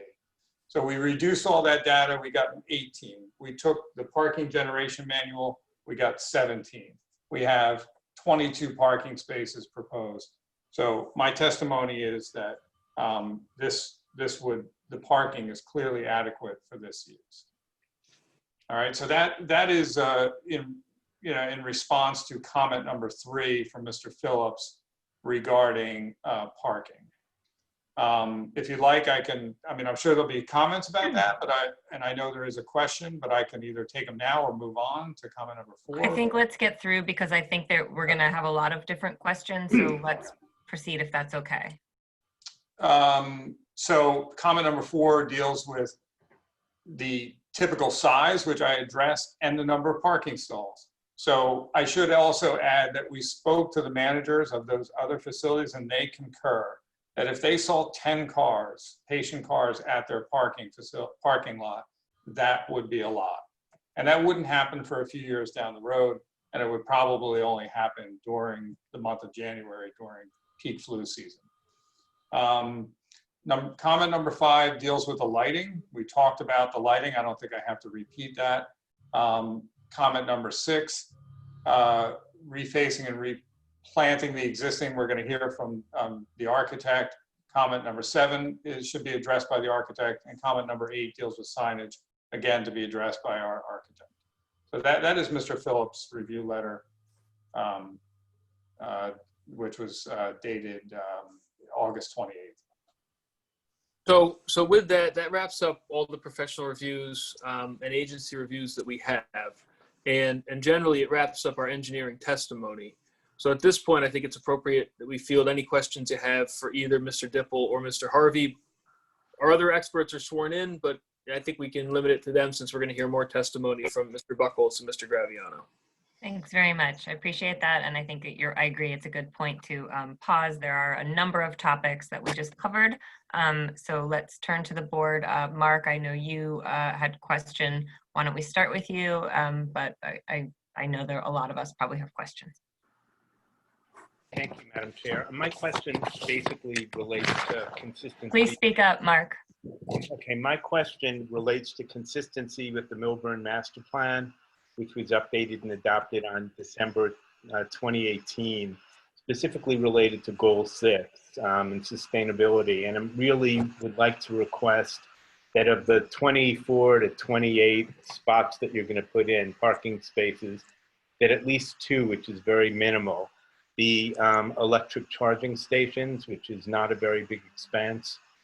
And the second part of that question relates to the trees, or you had mentioned you're going to, quote, clean up some of the vegetation in the back, but you're going to do a presentation on that, I understand. Is that correct?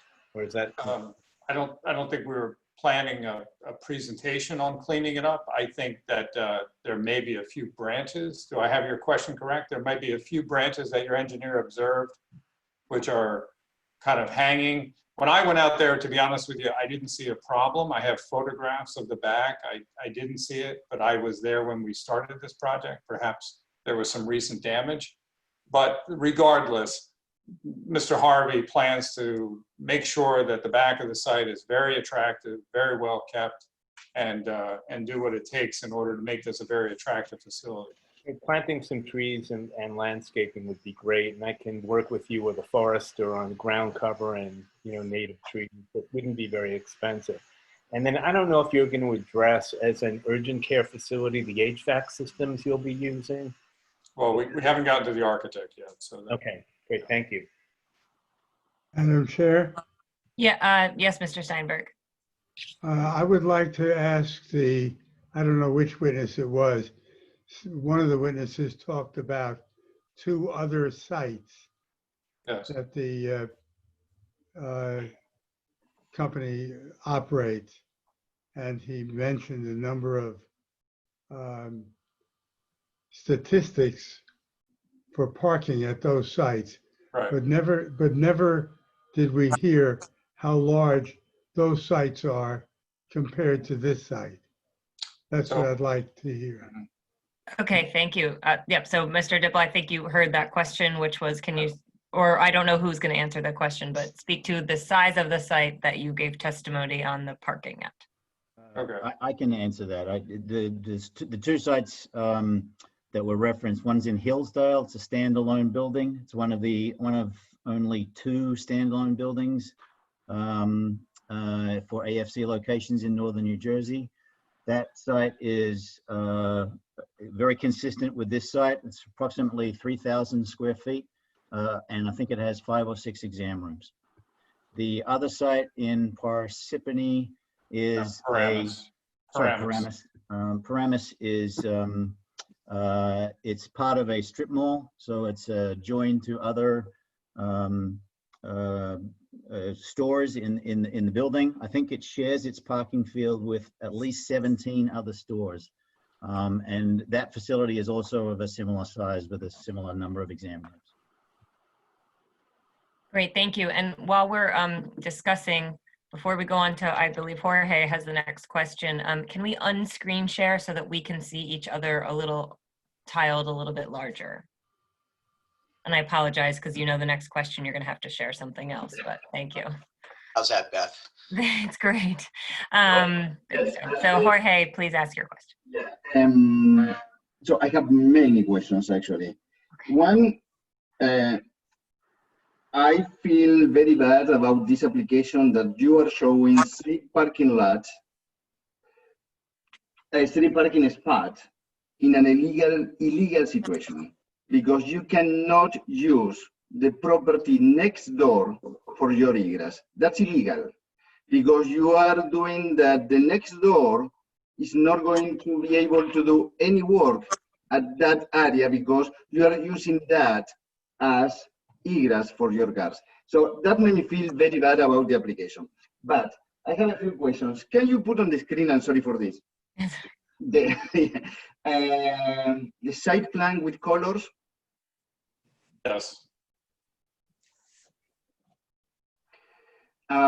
So I know you said that before, but can you point it out there, the property line? Yeah, so if you start in the front of the site, it's this, I'm going to trace it with the little hand here. Yeah. It's this line here with the double dashes. Yeah. So then it continues to the back. It deviates a little bit, as I mentioned, from this railroad tie wall, which was constructed by the shopping center here. And then it goes all the way to the back corner, right about here where the hand is. Continues here. The fence is on the neighbor's property. Continues down along the side, along these parking spaces you mentioned, right to the front, and then you have the right. So all the green area that you have on the left is not part of your property. That's correct, but we're not counting it. It's there, it's asphalt, but we have no. The graphic is misleading because we feel that there is green space here when there is no green space. I can't understand that comment, I'm sorry. I said that all the green space there is not real into your property, it's the neighbor property. Well, we're not saying it's our property, we just. No, I understand that. It's just, I feel that the graphic, it can be a little misleading if we don't. I'm sorry, I thought I described it properly though, okay. Okay, so now if we go down to that image and we see one of the zoning required is about 12 feet for the driveway. So if you do a zoom in there where almost a line, there, you have the distance between your property line and your building of 19 feet, 18 inches, right? Or 16? 19 feet, 19.16 feet from the building to the property line. Okay, so the width of those parking spots are 9 feet 50, correct? That's correct. So the left is 10 and a half, correct? So it's not 12 feet here either. Those parallels, I'm sorry, I'm not, on this rendering, I'm not seeing the dimension. Those parallels, Yeah, you see the dimension right there, 1059. They're 8 feet wide. They are not 9 feet wide. Yeah, if you look adjacent to where the handicap, just to the left of where the handicap painting is, it looks like there's dimensions there. Yes. Well, here we have 10.59 feet. We have 9.5 feet, but it's offset. So yeah, my point is they're 9 feet. I'm sorry, it's right here. This is a 9 foot space, and it works that way. So when when you park parallel to the building, next to the building, so the seat next to the driver, how they are going to leave the car. It's impossible to open the door without leaving a space for people, you know, to get out of the car. Well, they Especially are, in a medical condition, in a medical office where many people may have problems about handicap or something, whatever. So that's one of my concerns. So all these extra parking that you are adding here, I feel that are not working. Even though the one in the back, when you said that there are, sorry, I want to say something before. And I hear you said also during your presentation, this is not an existing condition because since you are moving, you are adding parking spots, you are demolishing a concrete part that is there in the back. So this is not anymore an existing condition. So everything that you are doing is a new condition. So once you do that, I'm feeling that you are getting this, you are getting more parking spots, but it's getting worse because the 17 feet, 75 inches that you have in the back, that you said that the people who work there, they may park there, it's not just about zoning code, it's also about be able to park. And so it's not the zoning code, it's even any standard for parking suggests a minimum of 23 feet wide between this type of parking, correct? that is your ordinance. That is a typical, you know, perpendicular drive aisle width. I will concur with that. So, Mike, we are seeking a design waiver for that, correct? Well, yeah, we're seeking. I'm just trying to point it out everything, so it's more comments than questions.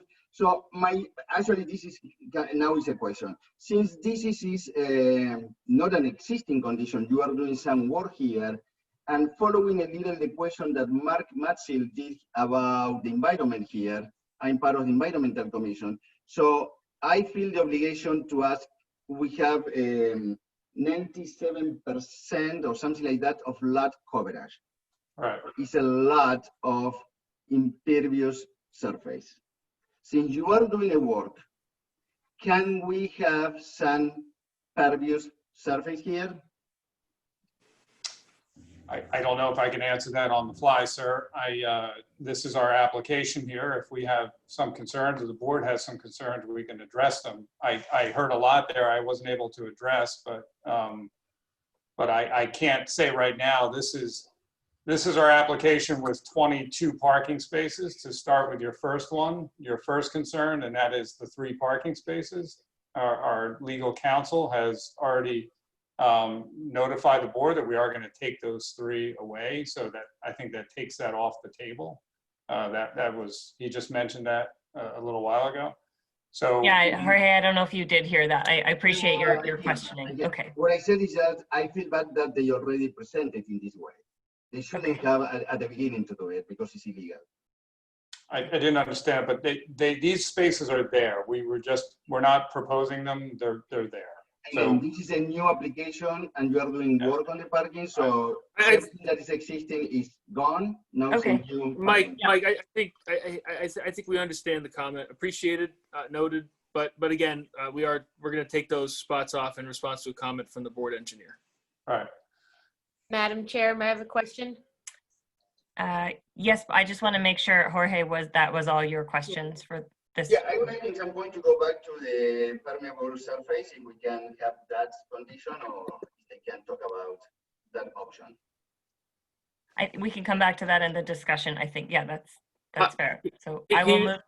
I apologize. Can you just repeat that one that you were saying we're going to come back to? Jorge, can you restate it loudly and clearly? So if we can discuss it later about to do a permeable surface for the parking. Okay. So at least we can get closer to the 65 or whatever percent for lot coverage. Were you able to understand that comment or question? Yeah, okay. Understood. Okay, great. Thank you. Diane, please. Thank you. So I have 2 questions. I might have missed it in the beginning. why you're moving the parking spots from the side they're on to next to the building. And the next question is about lighting in the rear.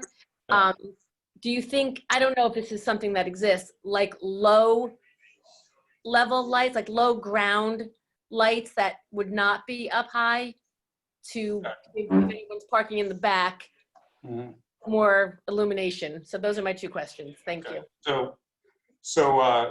There's a couple of reasons why we brought the spaces to the other side. The probably the simplest one is they're not on our property right now. And that's the reason that I brought up this location of this property line.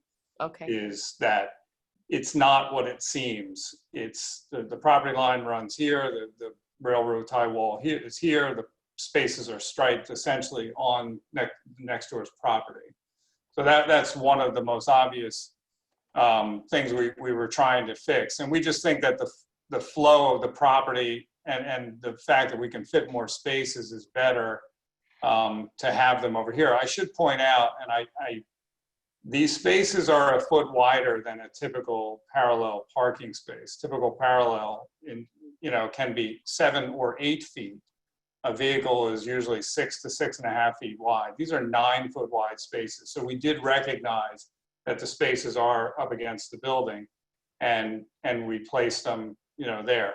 There's an opportunity to drop off and park also, but regardless, we did make those extra wide. So we were able to pick up more spaces by moving them over to this side in the rear, and it was just a more efficient parking layout, and we got more spaces on the site.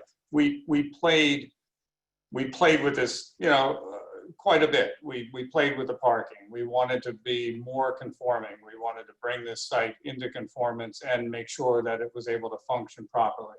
And this is the result of that. Hey, Mike, just to follow up from me, and appreciate the answer on the parking, but on the lighting, you think a possible solution might be that we would agree to work with the board's engineer on coming up with a solution? I think we're mindful of the fact that we don't want to impact the residences with too much lighting, but we want to come up with something that obviously addresses the concern. Do you think we could agree to do that? Absolutely, yeah. Mm-hmm. So if that answers that question, I think that's how we'd like to address that lighting concern. Thank you. I just want to make sure I heard that right, or Ed, maybe you're hearing it more properly, but it's sort of a commitment to work with the engineer to, I guess, achieve an acceptable level of lighting, for people to be in and out at 8 p.m., which is going to be your business hours. Correct, and something that achieves that goal and also is mindful of the residences behind. Absolutely. Okay, so Ed, is that workable for you? Yes, I think that's the kind of thing that we can delegate to the engineer to work with the applicant, as opposed to some other aspects where I think it's the board's determination and not the engineer. So I'm comfortable with that as a condition. Thank you. Thank you. Okay, additional questions? Let me see, I can move it over so I can see more of your faces. Joe Steinberg. I would like to know if any consideration has been given to reversing the order of the incoming and outgoing traffic on this site. Seems to me that you've set up by having the traffic enter on the west and come out on the east, since that's a very fast moving traffic on Morris Turnpike, that you're setting up a possible conflict of traffic. And I'm curious as to why the entrance is on the west and the exit is on the east. Well, there are a number of reasons. Number one thing I didn't hit on is the 5 spaces in the front are on the egress. So we're able to move these spaces and closer to the right of way because they wouldn't impact incoming traffic. So we think it's safer in this direction. Also, we recognize, especially after looking at that patient data, that we are only seeing maybe 1 or 2 maximum within a 15-minute period of people entering the site to get this urgent care during that peak flu season.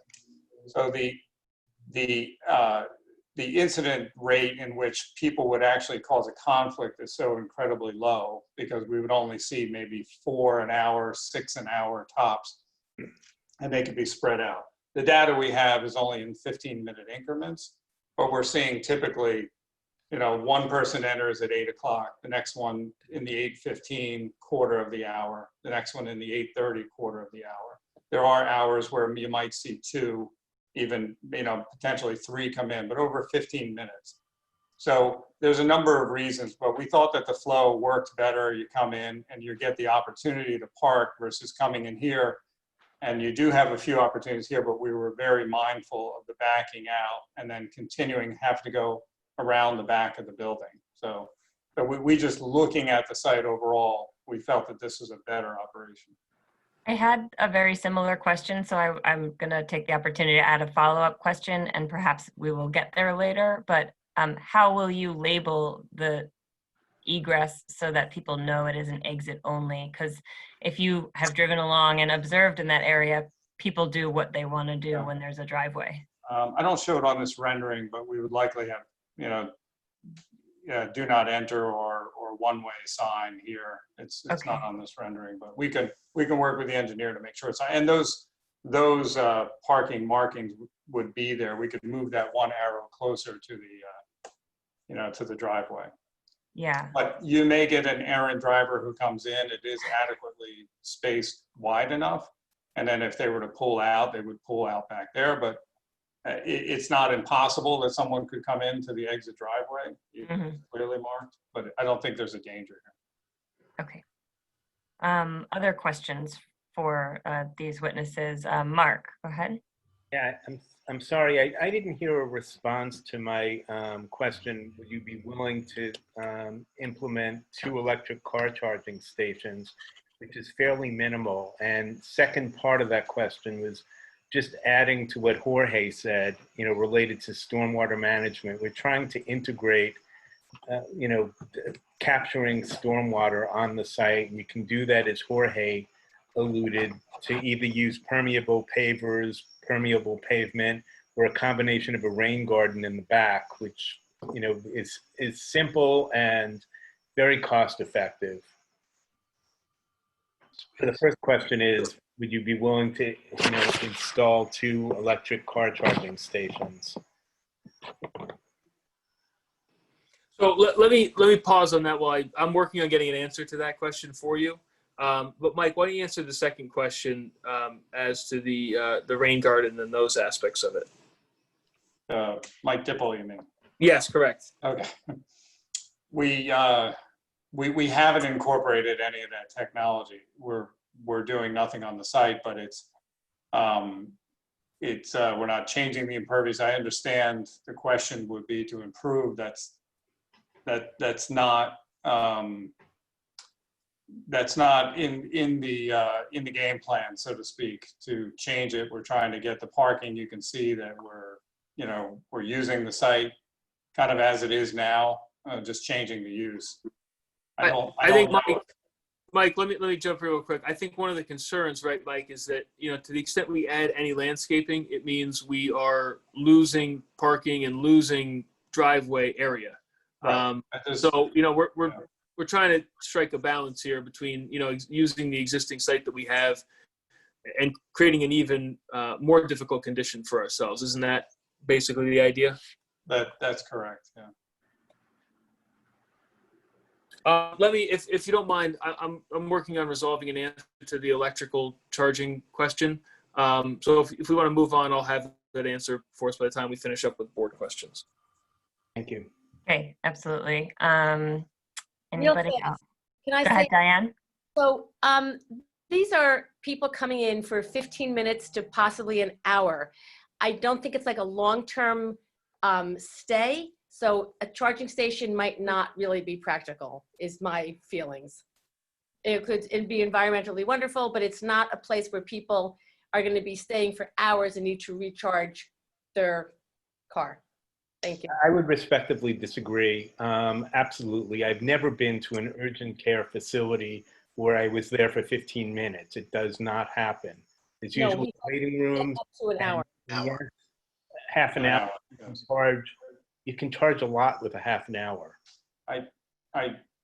I would just say that if you don't mind me chiming in on this, I agree, and I was going to make that point if it ever circled back to me. I own an electric vehicle, and unless you put in a DC charging station, which is just really off the table, they're incredibly expensive, and we would have to upgrade all the electricity in this whole facility.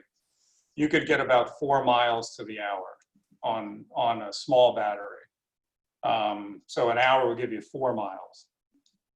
I agree that it's not, and you would also might be drawing people not visiting this site to use this site, and they might not be here. So that's another concern that came up in another application I had, at putting the electric charging stations in a site where you're not really bringing people in because it's for that specific use. A shopping center is a great area for it. A shopping center would be fantastic.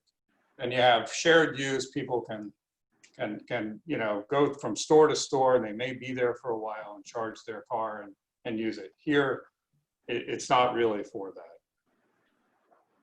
I would agree with that. Thank you. Beth, I have a question here. I guess Gaston is having some technical difficulties with his mic, so he has. Okay. Can you please ask how waste will be handled on the site? Sure, I can answer that. It's basically just office type waste. We don't have any, we don't have plans for a dumpster or anything on the site. Medical waste such as sharps, needles, any PPE that's covered in fluids or blood, effectively gets stored. You've probably seen it when you've been in your own physician's office. The sharps usually have a sharp box on the wall, and needles are deposited into those. And when they get full, they're taken away by a professional medical treatment company. I can give you the name of the company if you wish, but that's typically what we do. So we would typically have a medical waste pickup probably every 2 weeks, 2 to 3 weeks. And other than that, it's just a regular cleaning service. As far as cleaning, we obviously follow CDC guidelines, and the staff themselves will be disinfecting and cleaning the exam rooms as appropriate. But in terms of regular garbage and trash, it's really in the form of sort of regular cleaning services, with the exception of medical waste, which gets picked up, as I described, every couple of weeks. Thank you. And an add-on question in the same vein, you mentioned that you're going to have the capacity to do lab work, blood work, or other, I guess, bio testing. So what is the frequency of those pickups? I'm guessing that's daily or maybe multiple times a day? There's a couple of options, but we can actually do a lot of blood testing in-house. Okay. So in other words, the on-site lab that we have can give us results in-house within 15 minutes. If it's necessary to send something away, for example, during COVID, depending on which test you were using, you would have to send it away to a lab. That's a typical Quest or a LabCorp pickup. It's usually a box out the front of the building, and they come in, they stop in front of the building for 10 minutes, pick up the testing materials, and exit and take it back to their labs. Sure. So that's a daily occurrence. It's a daily occurrence, yeah. When we have those necessary tests. Okay. Gaston, I don't know if you had any further, if that answered your question. You're good. Okay. Great. Thank you. Additional questions, Mr. Buzak. Just two. I wanted to follow up on the lab question, the in-house lab. When you were going through the employees, I didn't recall you indicating there was a lab supervisor or any lab person there. Was that just a did I understand that correctly? And if I did, then who performs the on-site testing in that laboratory? The employees, one of the employees is qualified to read.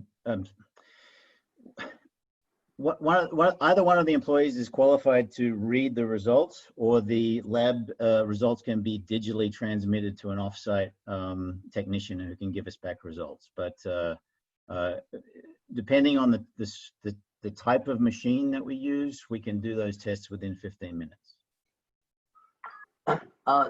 The second question, I think, is to the engineer, and that's regarding snow removal and storage.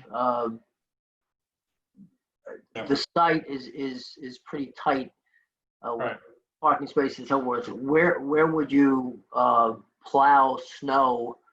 Right. So per my testimony, we think we have 4 extra spaces. So we probably start with some of the spaces in the rear. If it gets to be a problem, we have to take it off site. That's just the way any parking lot works, especially one where, especially in a commercial area, you don't want to reduce the parking. That's the only way to manage it. I think Mr. Harvey would soon realize that taking a little bit of a load of snow off the site and treating a number of more patients would be money well spent. But that being said, it would be managed so that this site is a well-functioning site which provides all the convenience to all of the patients who come here for the care. Agreed. Thank you. Okay. Before we move on to, I don't know if there's any further questions, but before we move to the architect, I would like to open to the public or the attendees. If anybody has questions for the 2 to 3 witnesses that we heard from already, you could use the raise hand function to identify yourself so that we could. I need the screen shared. I'm sorry, Eileen? I'm going to need them to take the screen share down. Can you remove screen sharing? Sorry. Mike? Mike, can you take down? Oh, I'm sorry. I was stop sharing. My apologies. Thanks. I don't see, I'm looking at the attendees. I don't see any raised hands. So, okay. Oh, I see a raised hand. It's very exciting. I will bring them over to panelists. Please.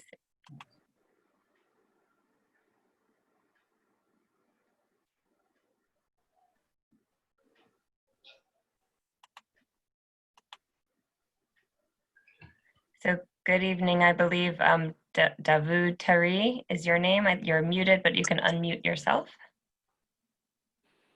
Okay, thank you. First of all, I'm very unhappy to hear that a very busy place is going to start in my backyard.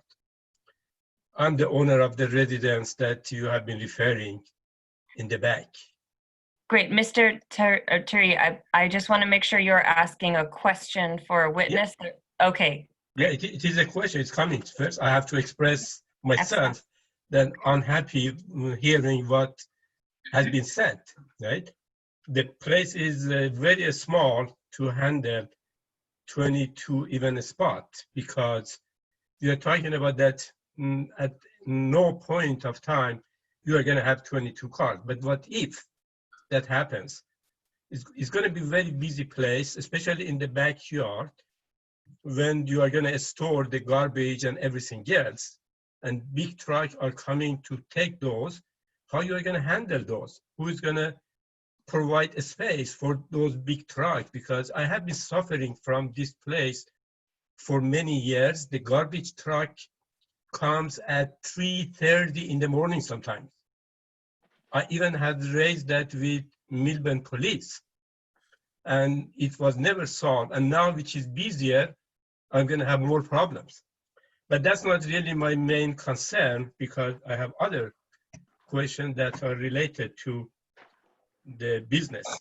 First of all, what would happen to the, let's say, air circulation and ventilation because apparently an urgent care would be a place that there will be a lot of viruses and maybe other stuff like microbe and things like that, where that air is going to come out.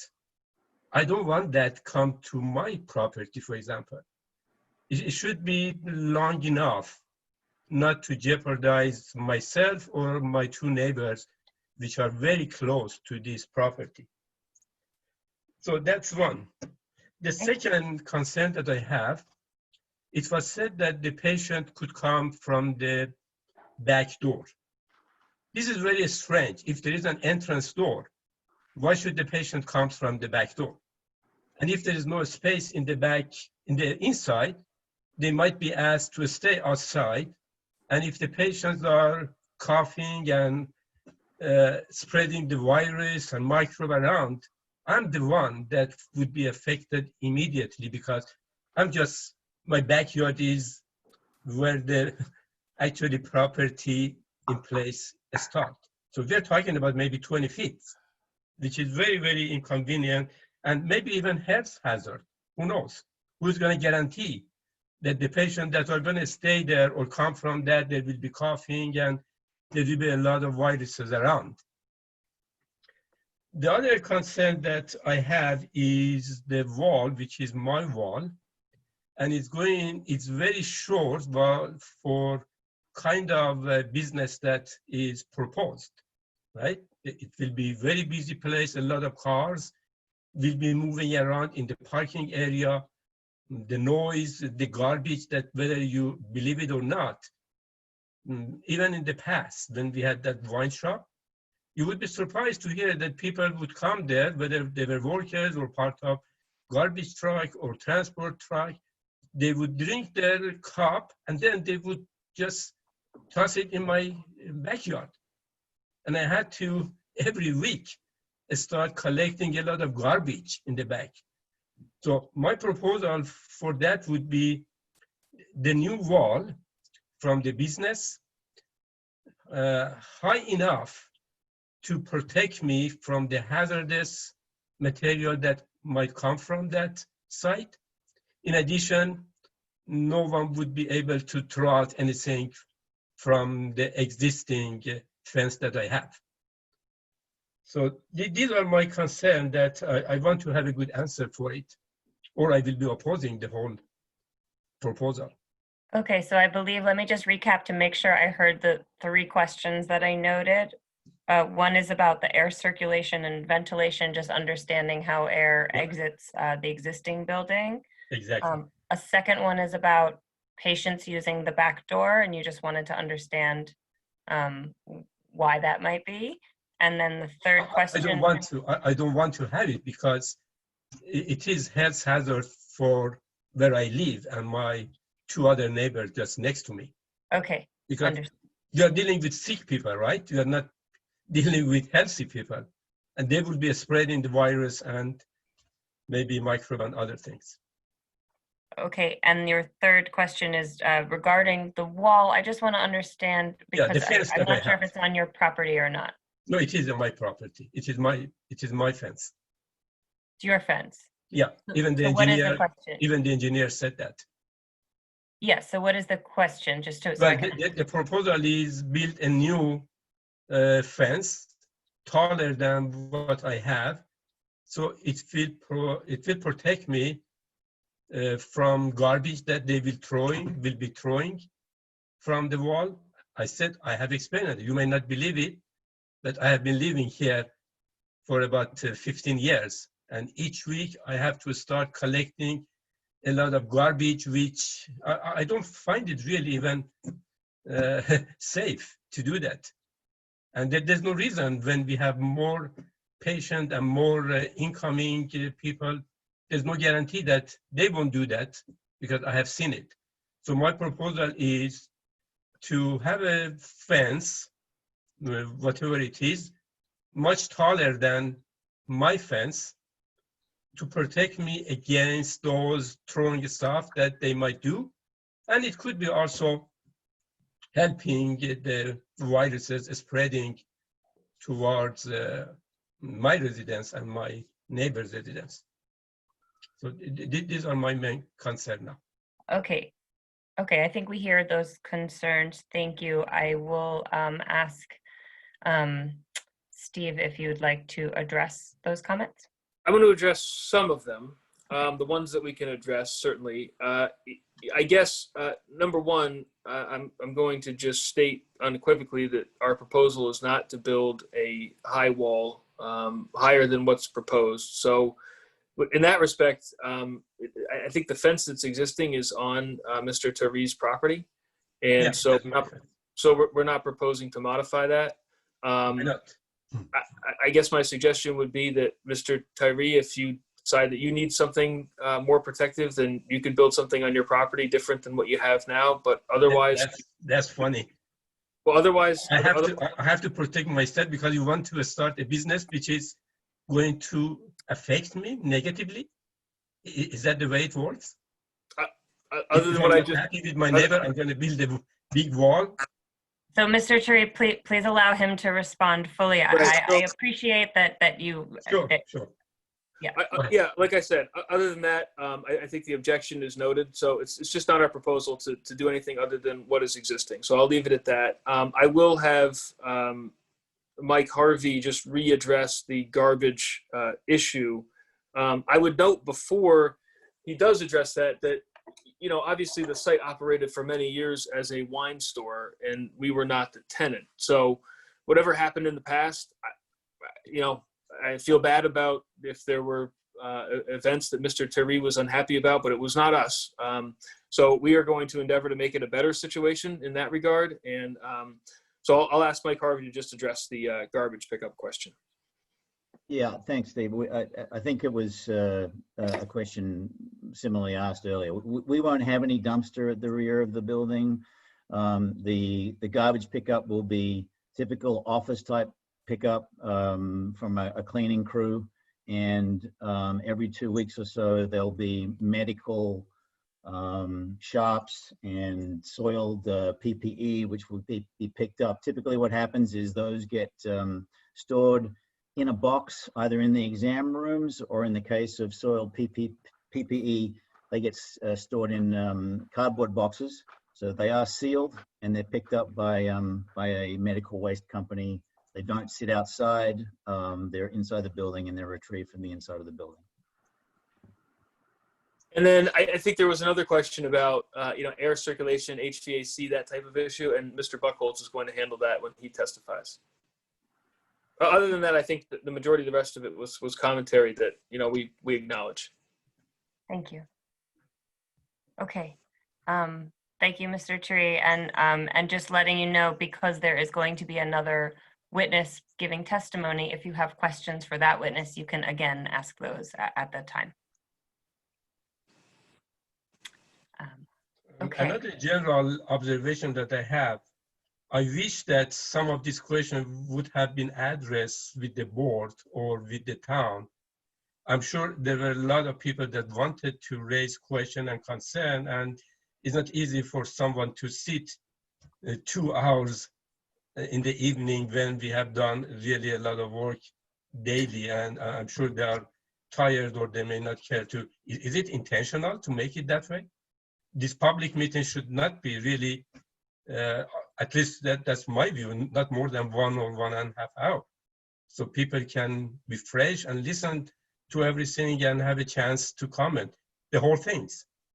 I'm aware that some public meeting could last a few hours, but that is not going to be a meeting like that with an important business that we call it urgent care. And I hope that the urgent care that we are referring is really urgent care that we have heard this in some other places, and with the explanation that was given by Mike, and nothing hidden as other treatment that, who knows, it might come later on.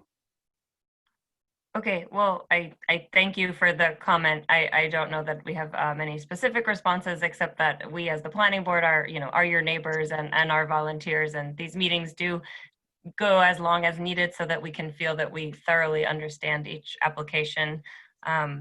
And they are, usually we don't meet on Zoom. I know it's a very difficult kind of format, but they do meet when we meet in town hall. They do sometimes go on for a few hours, but that unfortunately that is the way these happen. So, but thank you for the comments. My pleasure. Okay, thank you. So Eileen, I think we can move him to attendee, and if anybody else who's an attendee had a question for these witnesses. I don't see any other hands raised. So I would invite us, yeah, as we are hitting the 2-hour mark, to proceed. I believe you're moving on to architecture. Can I just pause? And, how late do you usually go with the meetings? It's a fair question, Mr. T. We've gone to 10:30 without problem. Okay. Just want to make sure we have. So we do have 2 more witnesses. Hopefully we can get through them relatively quickly. I know we have 1 or 2 questions that came up in the engineering, the board engineering portion that we'll have to address at the end. But let's try to get John Buchholz, and then we'll try to answer any open questions by the time we finish. So John, you want to step up? Sure. We're going to bring up my exhibit. So A1 for the architectural plan dated June 30th, 2020 will be exhibit 8. You already entered that, correct? We did, yeah. Already been entered. So this is the plan. We've kind of talked about it. There's an entrance in the front, a seating area that has plenty of, seats. You have an administration. I lost my voice today. Sorry, everyone. There are 6 exam rooms, procedure rooms. I think Mike went through a lot of these, the nurses, x-ray. There are toilets for staff and people coming in there. It's a typical urgent center. We've done numerous urgent centers here. They really are short-term. The back area is really for storage. It's going to be shelving units. And to answer one of the questions, the back door is really an existing double door in the back. They probably loaded the wine store at that time. We're leaving the double doors. It's just required by code.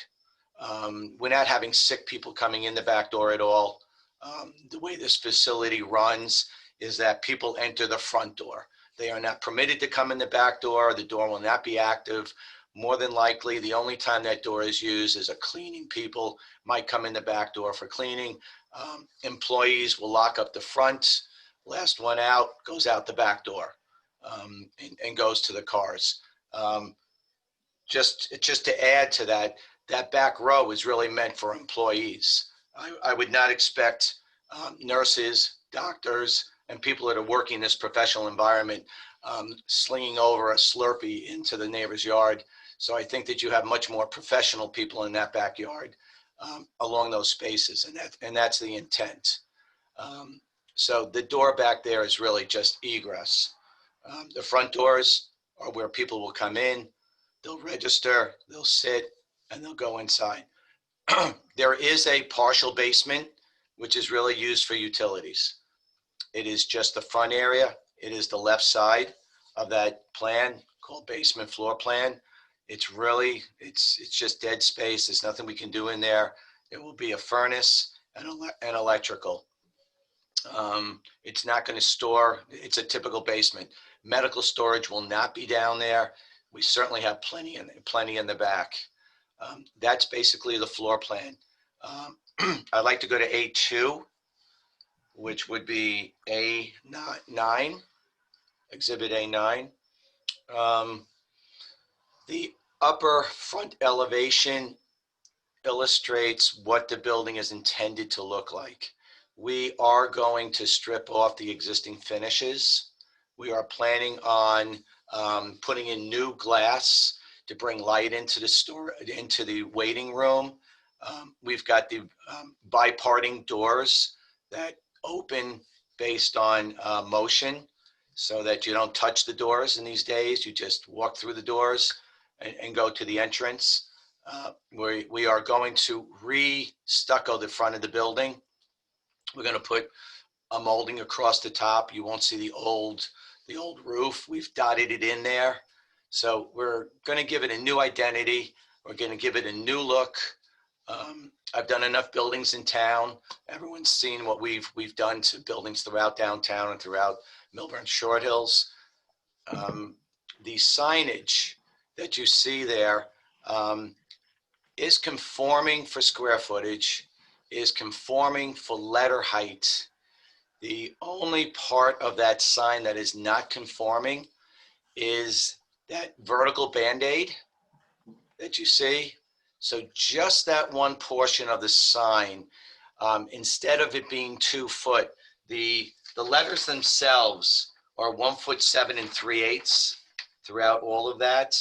The F is 1'8". It's the Band-Aid that creates, which is 3'6", which creates the non-conformity. It's almost like a background. So that is the place that we are asking for relief on that sign. So other than that, that is their logo. That is their corporate image.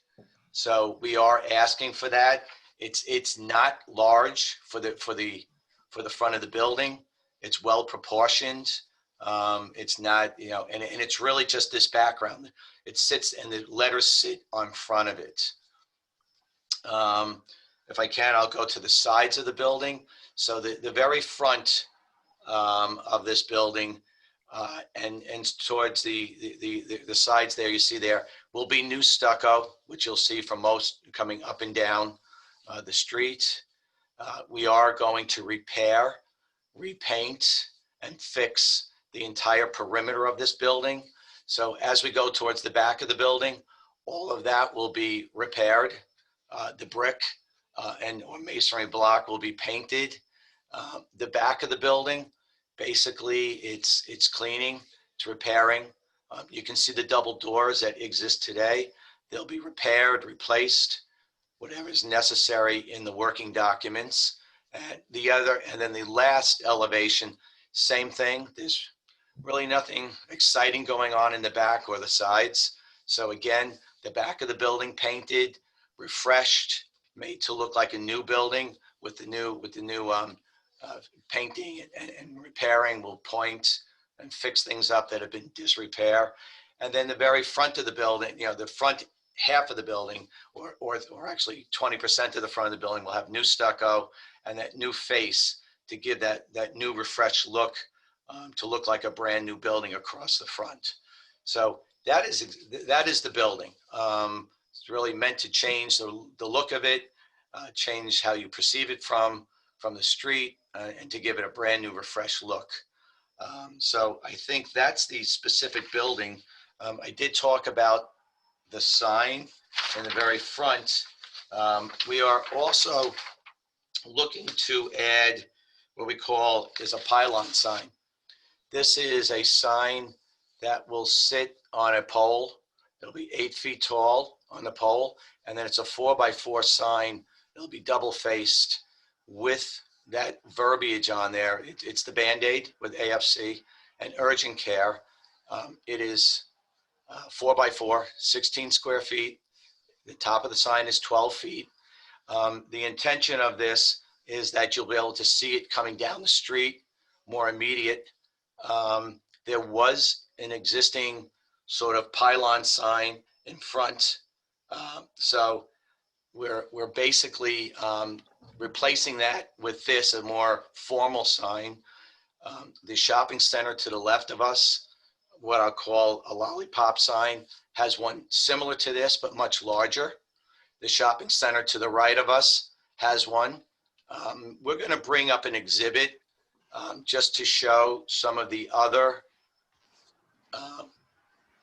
signs that we have shortly. What we are looking for is to have a little bit better identification of this, when you're coming down the block, to be able to see this from both sides of the street. So what we're looking to do is to add this signage on the front. So we're have a variance for this. So we'll be looking for this variance. So Corey, let's just bring up the sign exhibit.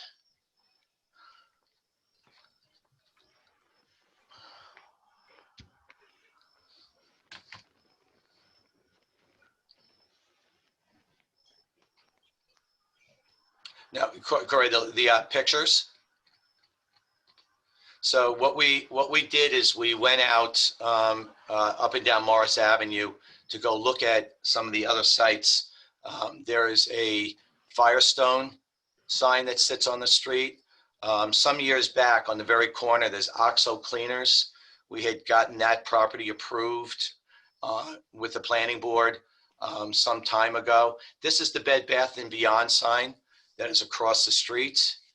We are not seeing any. You're showing us a back page of, yeah, there we go. Okay. There we go.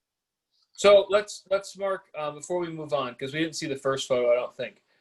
Let's call exhibit A9, the Bed Bath & Beyond sign exhibit. I think John? that's sheet I think it's A10. Sorry, A10.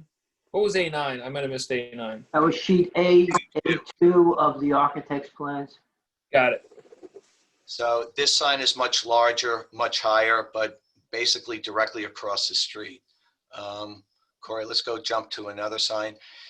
This is actually a picture of what was in the planter for the wine store. Kind of a very unique, this is the Firestone sign that is down the road. I mean, a substantially higher sign. This is the shopping center immediately to our right or to the east. You can see the wine store in the background there. So that exists, much larger than the one we're asking for.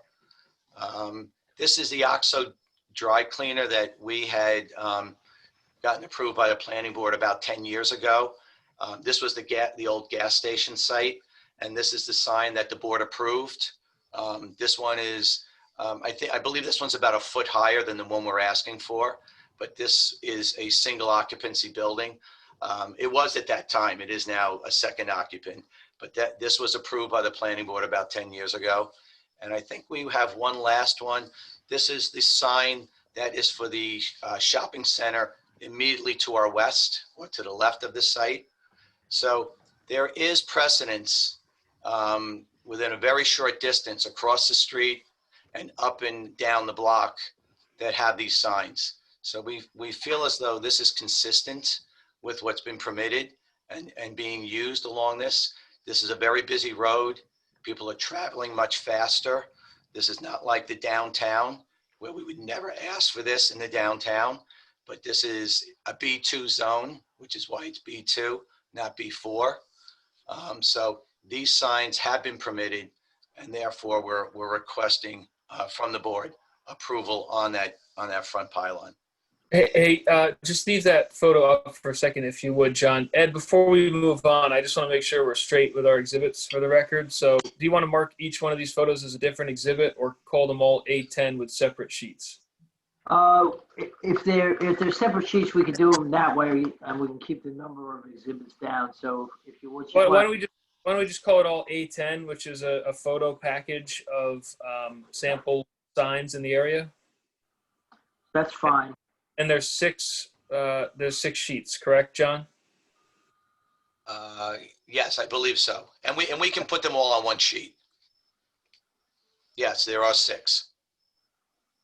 6 photos. Yes. Sorry. Okay. Thank you. That's all. Go ahead, Steve. John, anything else on that point, or maybe we should just hit the few points in the planner's letter that we did not hit with Mr. Dipple? Yes. Well, I think from Mr. Phillips' letter, item number 6, we described the plans. You know, we went through the plans. Mike had done that a little bit. We tried to go through it very quickly. We talked about how the front was being refaced, refinished into a looking like a new building. There was some talk of window graphic or signs in the set. We don't typically go through window graphics in any of our board, but Mike Dipple happened to mention this. So the signage that's going to be on the doors will be a small logo, just similar that you see on the facade, just the AFC, urgent care. It'll stipulate hours, and basically that's it. It's, you know, there'll probably be a sign wearing a mask. Just small lettering, which is permitted in these areas. which is just lettering on the glass, but it is very limited and very small. So basically operating hours and small logos. Number 8 is, we just talked about the sign, its height and area. It does require a variance. It is towards the front of the site. Does the board know, do we want to go back to Mr. Dipple's plan to just see where this sign exists or will be? Yeah, I'd like to see that. Sure. All right. Mike, can you bring, yeah, there you go. So Joe, this is going to be obviously in the front of the building, and it's going to be, Joe, you see the little green triangle there? It says ground Yes. sign. So Yes. that sign will be between the 2 entrances, Joe. So as you're coming down the road and you've got your kid with a broken nose, or you're trying to find this place, and that sign is going to tell you where you need to come in, and there'll be a sign saying enter here. So you'll see it right away. You'll come in, more than likely pull your car in that striped parking, get your kid in there to get admitted, run back in the car, bring it into the back or to these other 6 spaces in the front, and go back in with your child. So it's meant to be right in the front and out of the way of the signage, of the parking. Likely to interfere with the view of the entrance to the shopping center to the west? Joe, it's a pole.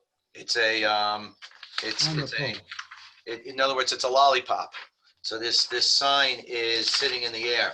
So there's 8 foot to the bottom of the sign, Joe.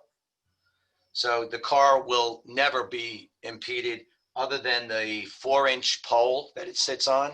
I keep on using the word lollipop. We refer to these in the professional world as a lollipop. So the 4x4 sits high in the air. I don't know, maybe some of these Range Rovers might get close. John, I think that the point is that the point we're trying to make is where the sign lower. I think board member Steinberg's comment is well taken. That would be the issue. If the sign were lower, we might impact the entrance to the adjoining shopping center, which is why we're proposing it where we are.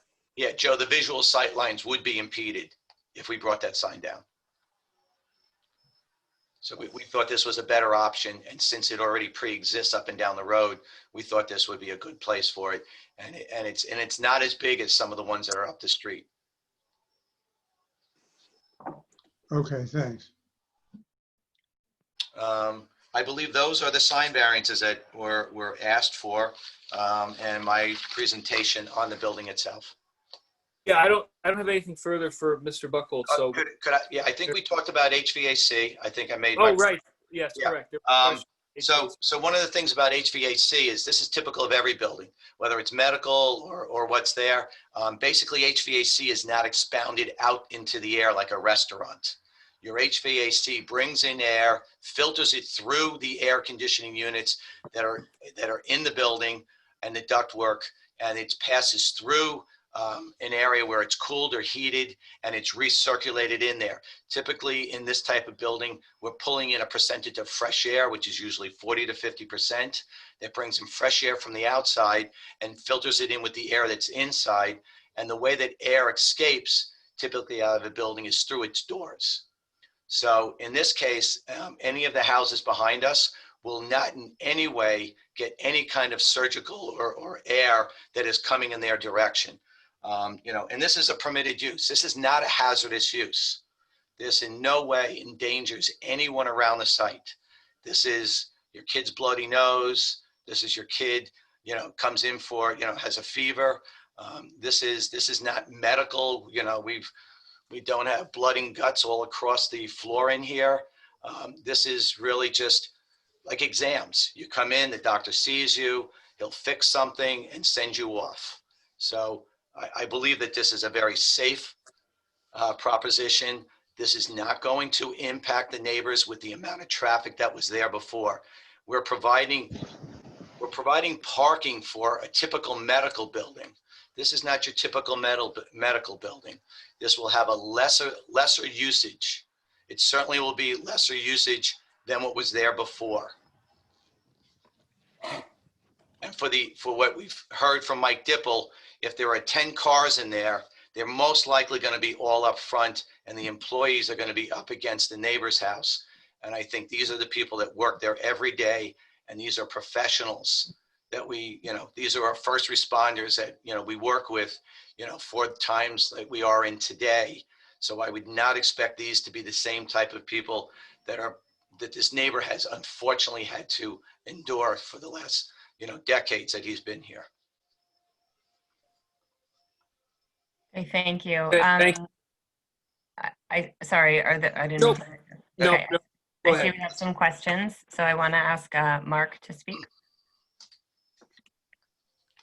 Yeah, thank you, Madam Chair. On the HVAC systems, would you have HEPA filters or MERV filtration ratings of about 17, which could basically handle potential patients that have COVID? Well, in all medical facilities, they up the MERV on all of these. And as for your response, we will do green measures here. This will not be a certified green build, but we typically use low VOC paints. We spec Energy Star appliances. Any new units will meet the new code requirements. So those requirements will be met, but this will not be a green build. Yeah, John, I'm just asking basically about, BMP tied to the MERV filtration rating. So they said that 17, at minimum can basically reduce nearly 100% of a COVID microbe, and HEPA filter does, even better. And if you couple that with bipolar ionization, which can be retrofit into your HVAC. Yeah, and Mark, we're all in that world where I'm in the process of making bathrooms that are touchless now. You walk into a bathroom and everything turns on as you go in. And to your point, we're now changing HVAC rules and putting in the higher infiltration systems. We have not gotten to that point with this client, but I think all of these types of uses, to your point, will be higher in terms of those things. So I can't say to you this will be a MERV 17, but certainly Michael is here today, and we can say that we will look into those items and look to see exactly. We haven't gotten that far in the process of doing working drawings, but we certainly will talk to him about, increasing those requirements. Thank you.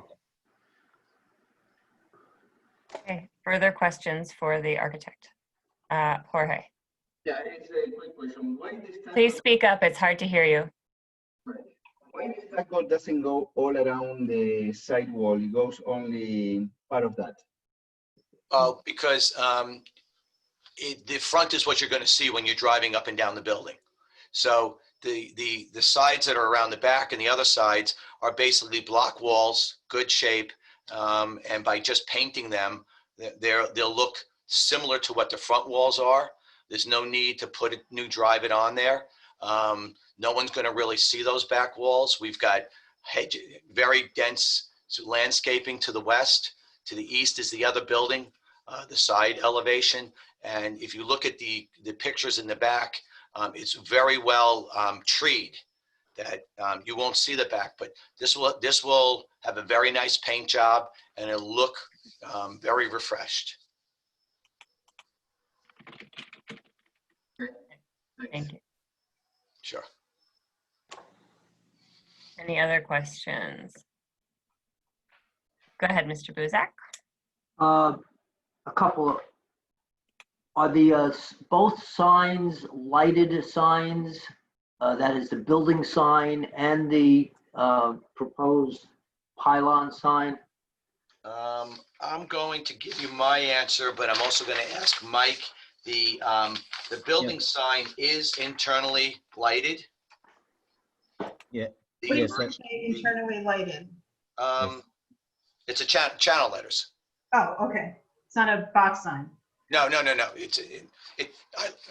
Eileen, it's conforming. Thank you, John. I've done enough of these there. So, and the pylon sign is a full aluminum, non-illuminated cabinet. So it's vinyl applied letters, Ed. Okay.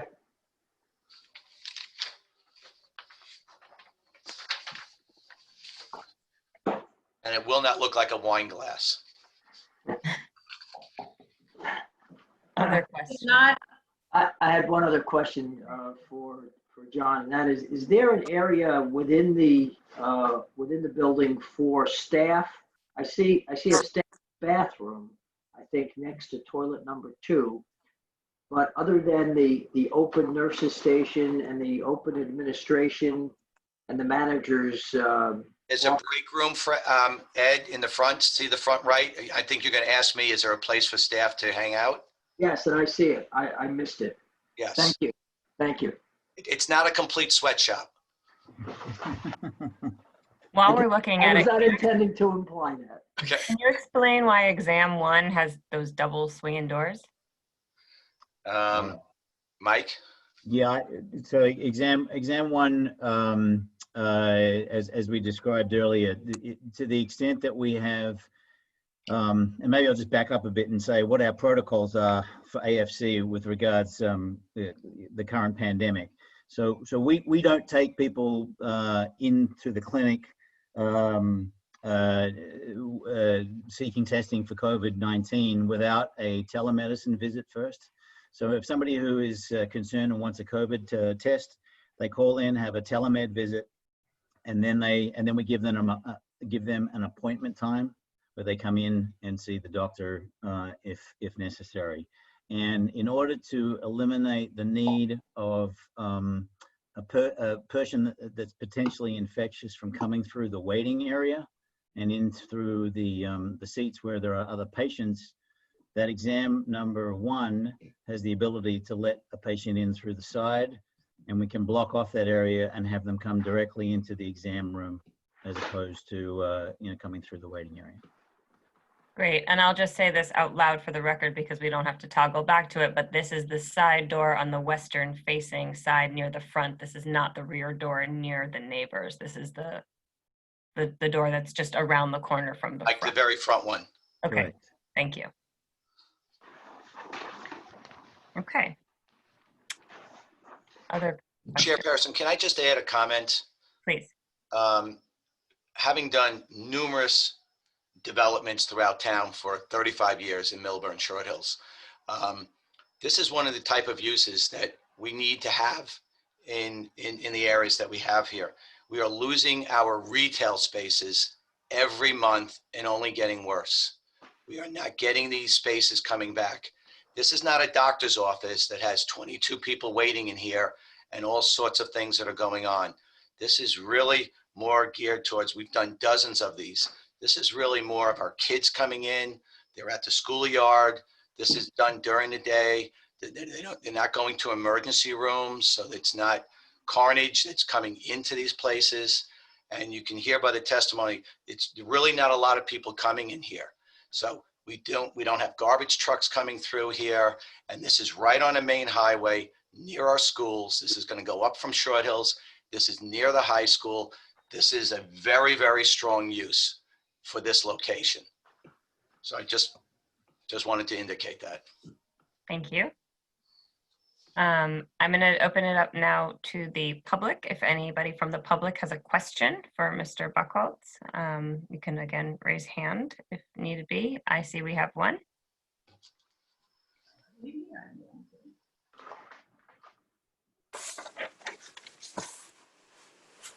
Mr. Shepherd, I believe you're being brought in and you can go off mute and introduce yourself. Hi. Hi there, Mike Shepherd. I'm at 7 Canterbury Lane, next door to Davoud, who spoke earlier. Appreciate the information and the presentation tonight. 2 questions I had. One, and they're both related to signage and lighting. One is just to confirm my understanding that there will not be signage on the sides of the property, on the east and west sides of the property. I think that's what I understood. Correct. No signage Okay. on the sides. Thank you. And then 2, relative to lighting in the back, and I know this was an earlier conversation, but there was some echoes of it in this latter half of the presentation. I just want to state some real concern that I have about increasing the lighting on the backside rear of the property, and I know that was acknowledged earlier. And I understand that there are, some complementary concerns with regard to patients. But, the reality is that this property is right up against residential properties, including my own.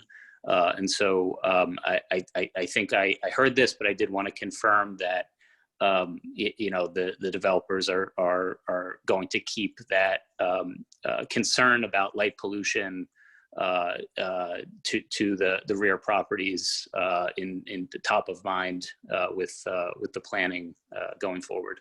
Yeah, Mr. Chevy, exactly. You heard it. We were trying to keep it down. It is rather low. The town engineer was, and some of the board members were concerned about the safety of people in the backyard. So the town engineer, Martha, can be very tough. So she will keep us in line with lighting. And we're going to investigate with her lighting levels that will be in tune with your neighborhood behind you. So whether it's lighting on the back that has shields that will keep the lighting from coming in your backyards, or possibly bollards, which are the type of lights that, kind of stick up about 3 feet, and they can shed. If you're going up to the paper mill, there's bollards that are on the sidewalk going up to the paper mill, and they're shielded on your side, but they would shine light out to the parking lot. So we'll work that out with Martha. So she'll keep us in line so that you guys are in good shape. Okay, thank you. Appreciate it. Sorry. Thank you. Okay. Thank you. Any other attendees or members of the public that have questions for the architect?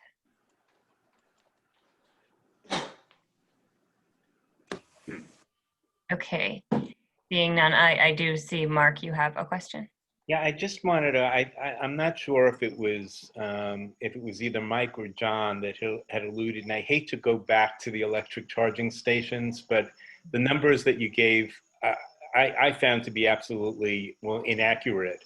I know that, ChargePoint basically does commercial installations of about 220 volt outlets, which will get you 25 miles of charge per hour. So that's 12 per half hour. And whoever said, being a veteran of City MD and Med Express, for any parent that has kids that play active soccer, you find yourself in an urgent care at some point. And I can appreciate John's point that it's a need that for those who have active kids will definitely use. But anyway, the cost was between $1,200 and $1,500 on average for a commercial charge station installed by ChargePoint at 220 volt, very reasonable, and you can even charge the public for it. So you won't be concerned for people like me driving by and say, I'll go to the urgent care to charge my vehicle. But anyway, that's just for the record. Yeah, Mark, if I could respond to that. We have at times, I'm a lead AP architect. I'm not sure where you're getting those numbers, but they're beyond $4,000 or $5,000 for these charging stations, because you have to rip through the sidewalk. You've got to put a post up. You've got to bring that in. So they get very costly. The other thing that we also found, particularly in these small parking lots, is that if you put a charging station there, no one uses the parking space other than the one electric car that comes once every 3 months. Or we're going to find someone in the place next door bringing their car over and parking it there all day. So I'd be very concerned about doing it in a very small parking lot like this. Okay.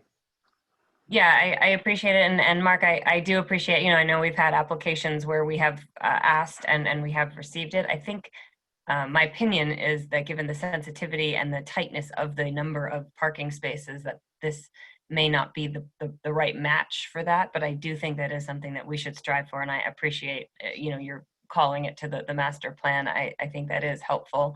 But I do think given the constraints, I don't know that this is the one. Additional questions? Okay. Ed, we didn't begin with our checklist waivers. I know we always say we should do that and we don't. But I also want to just make sure if there were any other outstanding items that we had said we would kind of circle back to. And one I believe was do we feel that you've addressed the impervious pavement question? I know we talked about, not the planters and maybe doing, rainwater on site. Sure. Well, but I just want to understand, what abilities you may have to explore that. Sure.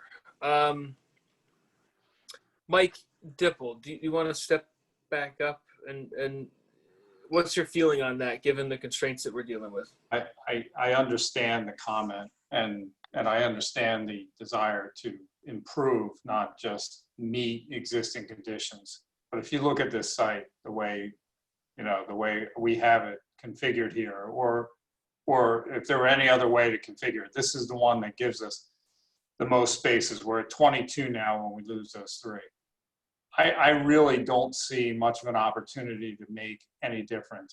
A rain garden has to be of significant size in order to really be effective, to do just about anything. We design a lot of bioinfiltration and rain, which is really a rain garden. It's really a bioinfiltration basin.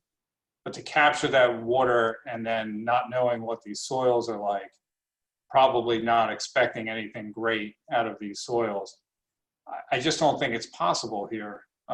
So I don't really see an opportunity anywhere. We were looking for, some green space. We really were. We were looking for anything we could find, but in order to make the parking level work, in order to make the circulation work, given the existing conditions, there's just no opportunity here. Okay. Realistically, Mike, your testimony before was that we could lose 4 spaces and still have sufficient parking, but we'd certainly not like to do that and even further exacerbate the variance relief that we're seeking. So no, because that was 85th percentile. That was what we see in the records. Could an 11th car come? Possibly, but it's not going to balloon up to the 22 is adequate. We think the 22 is adequate. But we'd much rather be safe than sorry in terms of parking. Yeah. Okay. So do you want to do, now's as good a time as any to do checklist waivers, unless you want to do it at the end. Do it.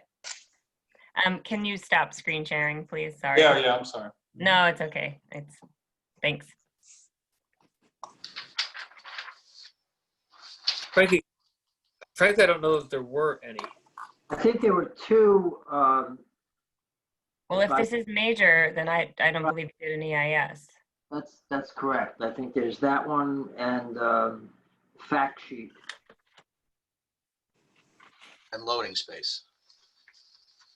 That's not a checklist. That's not a checklist. Okay. Just a checklist waiver.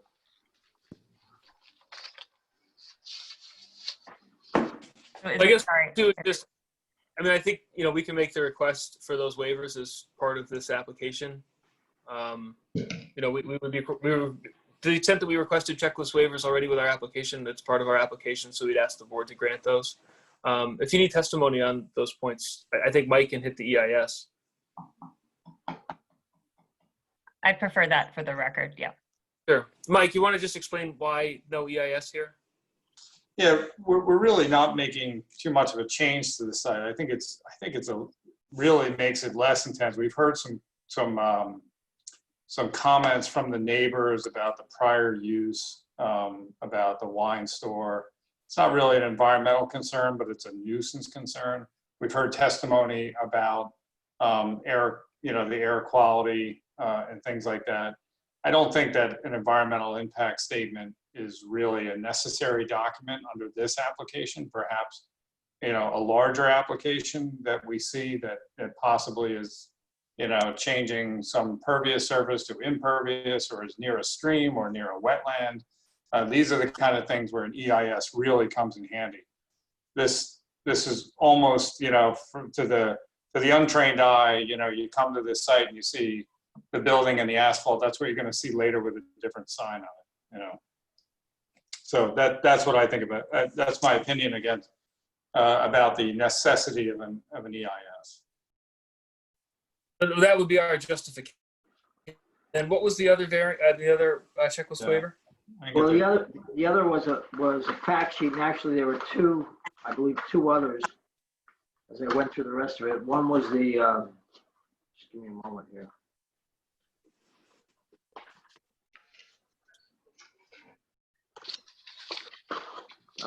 The floodway and flood hazard area limits, and the other was wetlands limits.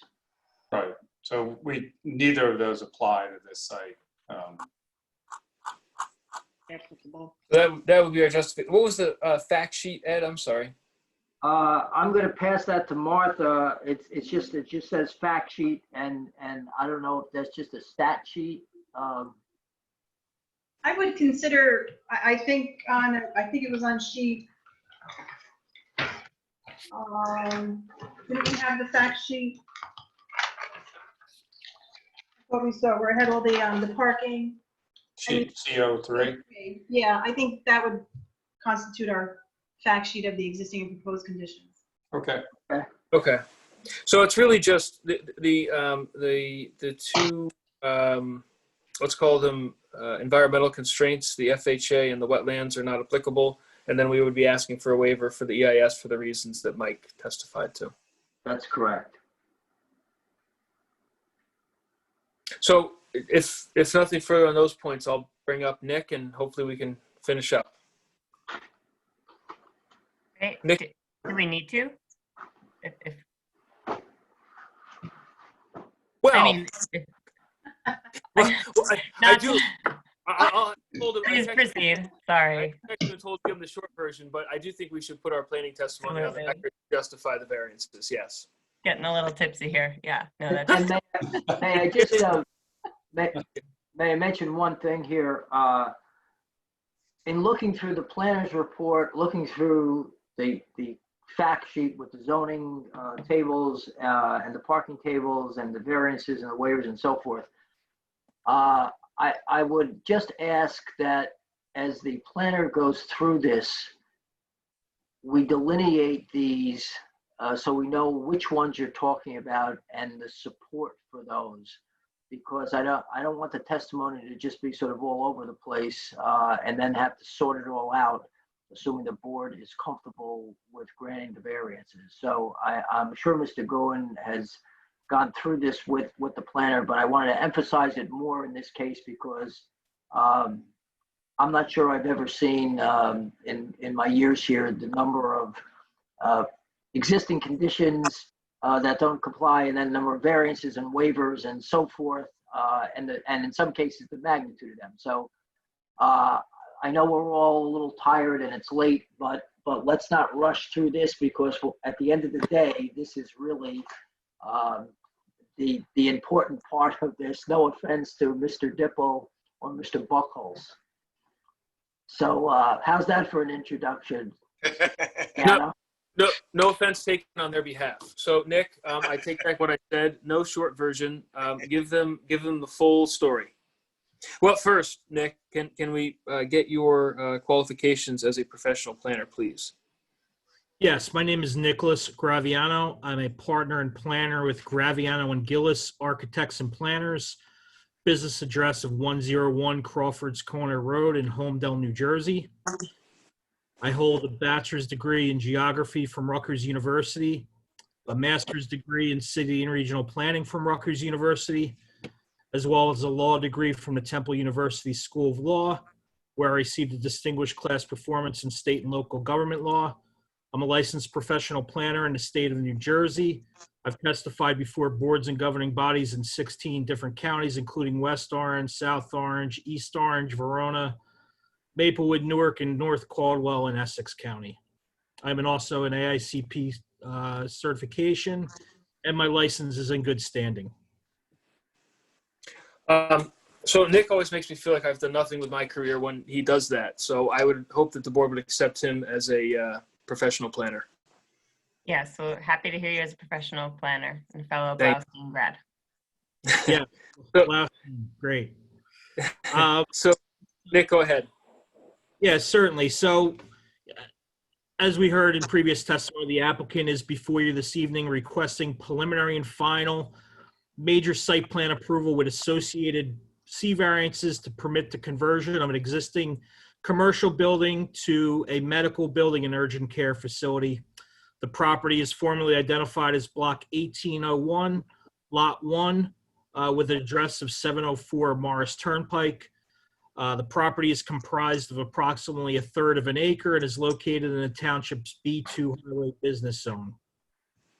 The applicant proposes to rehabilitate the existing improvements by converting the existing one-story masonry building to an urgent care facility, as well as promoting new lighting, signage, and renovating the exterior of the structure. As everybody knows before the board, Morris Turnpike is a commercial highway corridor with a wide range of retail and other commercial uses. There are shopping centers flanked either side of the applicant's site. As you heard the neighbors previously, there is single-family residential in the rear of the site. Now, when you look at the B2 permitted uses, it does permit a wide range of commercial uses, including retail sales and retail services, office uses, medical offices, health and fitness facilities, pet care and grooming, play centers, instructional schools, things of that sort, as well as restaurants, which are permitted as a conditional use. So, as you heard Mr. Buchholz indicate, this is a quality use, specifically that it butts residential dwellings. If you look at medical buildings and medical care facilities, they're some of the cleaner facilities you'll see in the commercial realm. Not only are the insides clean, but the outsides, for the majority of the time, are very clean and orderly. And that's just the nature of keeping a clean and safe healthcare environment for not only the patrons, but for the workers as well. With respect to the applicant's proposal, we've gone over the existing conditions variances. The applicant does require variance is for the side yard parking buffer, the rear yard parking buffer, the drive aisle width, the lot width, the front yard setback, the lot coverage, the access driveway setback, as well as the provision of no loading spaces. Can I interrupt you for 1 second? And I apologize, Mr. Graviano, and I typically don't do this. But you raised a point here. We have a number of existing conditions that are non-conforming, and those conditions are not being, or the contention is that they're not being intensified or aggravated. And I just want to make sure that the applicant is not, and this is also for Mr. Goodwin, that the applicant's not seeking variances for that. Those are existing conditions. So I just wanted to distinguish between the two, because that's a whole different application if you're going to be seeking variances for the pre-existing non-conformities. Correct. We are not. No, we're inheriting those conditions and we're not proposing to modify those. So those are all staying as is. Okay, so we're talking about the items that are listed on sheet CO3, I think it was, of the plans where variances or waivers were noted. Is that correct? Correct. Okay, thank you. Yes, and I apologize, Mr. Graviano. Yeah, that's why I did note them as existing conditions variances. They are not being created or augmented by this application. Okay, thank you. So the variances that are part of this application include the parking quantity. 22 parking spaces are proposed, whereas 28 spaces are required. The applicant is requesting variance for the wall sign height, whereas 2 feet is the maximum wall sign height and 3.5 is proposed. As Mr. Buchholz indicated, all of the lettering is below that 2-foot threshold. This 3.5 feet simply applies to the Band-Aid graphic on the applicant's logo. And frankly, I think it adds a little nice design aesthetic or architectural element to the sign and gives it a little bit of pizzazz. Additionally, the applicant is requesting a variance for the freestanding ground sign, whereas none is permitted by ordinance. And I would like to note, in terms of this not being permitted by ordinance, this sign is permitted in this zone. However, the applicant does not have the required lot width that gives you the right to have a freestanding sign. Then lastly, the applicant is requesting a ground sign setback, whereas 20 feet is required, and the applicant is seeking to use the existing location of the freestanding sign that's presently on site. So in terms of the existing conditions variances, this site is very typical of old school Jersey highway development, whereas smaller sites on highway uses were developed for commercial purposes. In many respects, the site was fully developed for parking, access, and things of that nature. You will see these conditions in many older highway areas across the state. So with respect to the existing conditions variances, by reason of exceptional narrowness, shallowness, or shape of this specific piece of property, and by reason of extraordinary and exceptional situation uniquely affecting this specific piece of property, strict application of the municipality zoning ordinance would create undue hardship upon the applicant in this circumstance. When analyzing these existing conditions variances, they've existed on the site for quite some time. They've existed when the site's been utilized by more intensive uses. So in this regard, there's no substantial impairment to the zone plan or zoning ordinance with the applicant's proposal. Now, the newly created variances that are part of this application, the parking quantity, as well as the two variances related to the sign, they could be granted under the C2 criteria. And as all the time away from your friends and family has taught you, that hardship does not need to be demonstrated with the C2 criteria. What must be demonstrated is that in an application or appeal relating to a specific piece of property, in this case, the specific piece of property is a site that's already been developed for a commercial use, both for the building as well as the accessory parking use. The purposes of the MLUL would be advanced by the deviation, and the benefits of the deviation would substantially outweigh any detriment. The applicant must also satisfy the negative criteria of no substantial impairment to the zone plan or zoning ordinance. In terms of advancing the MLUL, this proposal advances the following purposes of zoning. First, purpose A, to encourage municipal action to guide the appropriate use of lands in a manner which will promote the public health, safety, morals, and general welfare. Here you have reuse of a vacant site. This is what you would call almost a borderline inherently beneficial use. It's a use that's dedicated to serve the community's healthcare needs in a fast manner. In terms of the freestanding sign, in a highway context, it provides clear sight visibility for motorists, certainly promoting the public health and safety in terms of access to the site.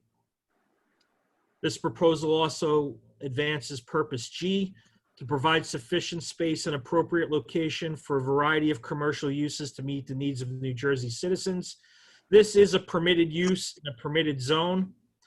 You heard Mr. Dipple's testimony with the hard concrete facts, not only for this user in locations that have busier highways next to them.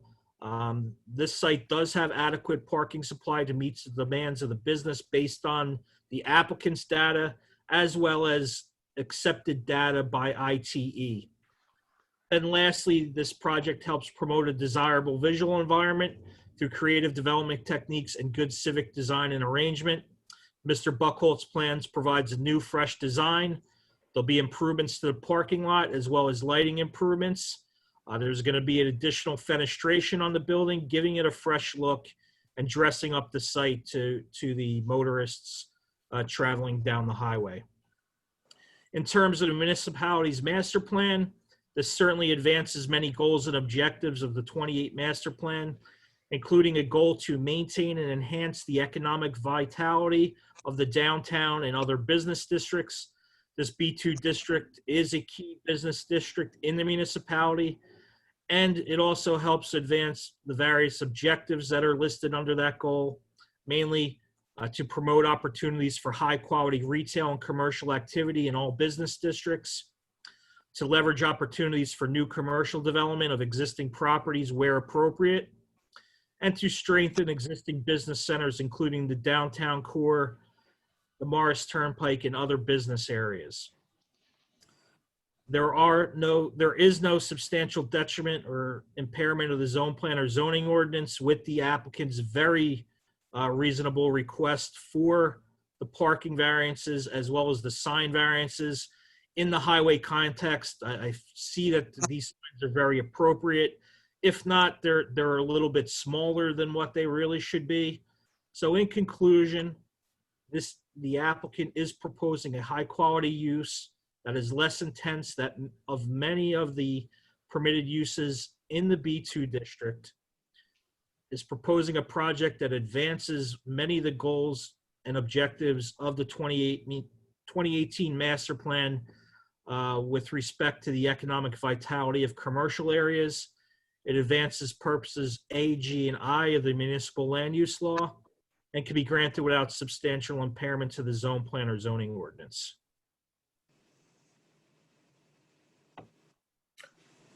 I have no further questions. Madam Chairman, may I just ask one more question of Mr. Graviano? We have the lack of a loading space, which I believe is a variance. And while that is an existing condition, so to speak, there's no loading space there. The board's practice has been that despite the fact that there's no loading space, when you have a new application that's coming in, that variance needs to be addressed. So perhaps, Mr. Graviano, you can just address the basis for variance for the lack of a loading space under these circumstances. Yeah, and Nick, before you do, I think you did hear Mr. Dipple testify to the our view that one is not required, correct? So you can piggyback on that testimony when you answer. Yes, I'm certainly in agreement with Mr. Dipple's testimony with respect to the loading space. I'm familiar with the urgent care uses. I live by a couple. I've worked for municipalities as a planner that have had similar type uses. You do not get the larger delivery trucks with these uses. All the deliveries to the site will be through customary UPS, FedEx trucks of the like.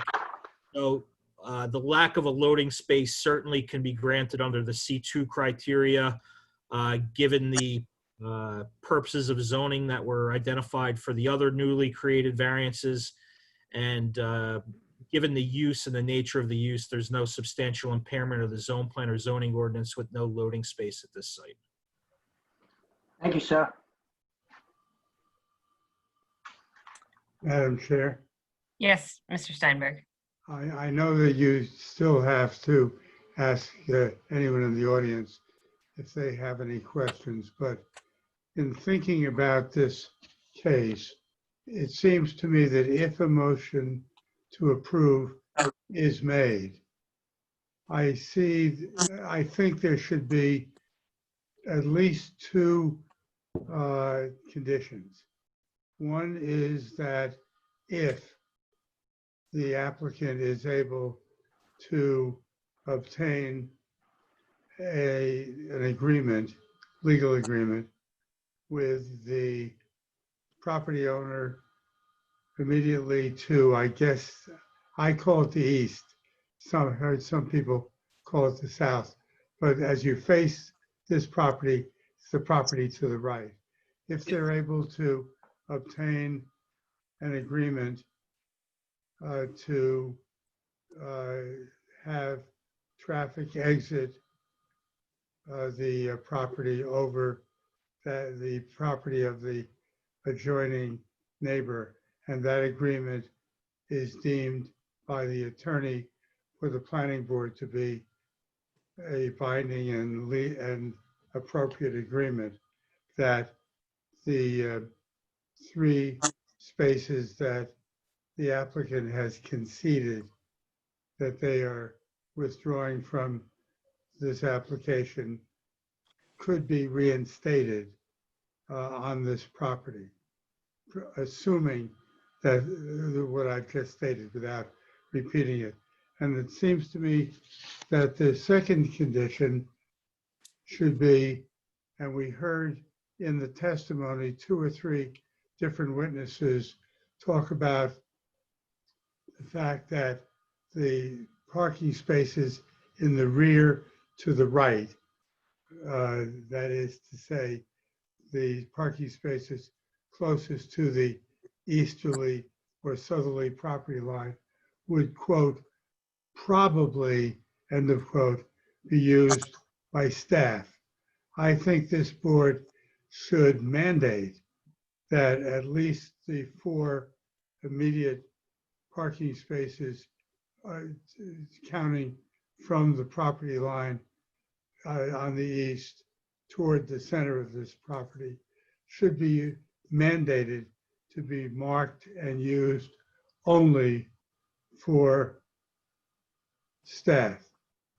Now, it could be 4, it could be 5, but we heard witnesses say, oh, you don't have to really be too concerned about those parking spaces because they're not going to be used by customers, patients. They're going to be used by staff. I think we should mandate that they be used by staff. And again, I think 4, based on the testimony I heard, is adequate, but I would also vote for that condition for 5 to be appropriate as well, depending on who wants to make the motion after if there's a motion to approve after we've heard any of the public. Thank you. So before we... Yeah, I'll answer those 2 points really quick. So with respect to that first proposed condition, we agree. In fact, that would benefit us. And so we would, if in the event we can reach it with joining property owner to use that site as egress, an official agreement more than the informal arrangement that exists now. Certainly we would want to reinstate those parking spaces so we have additional parking. So we agree with that.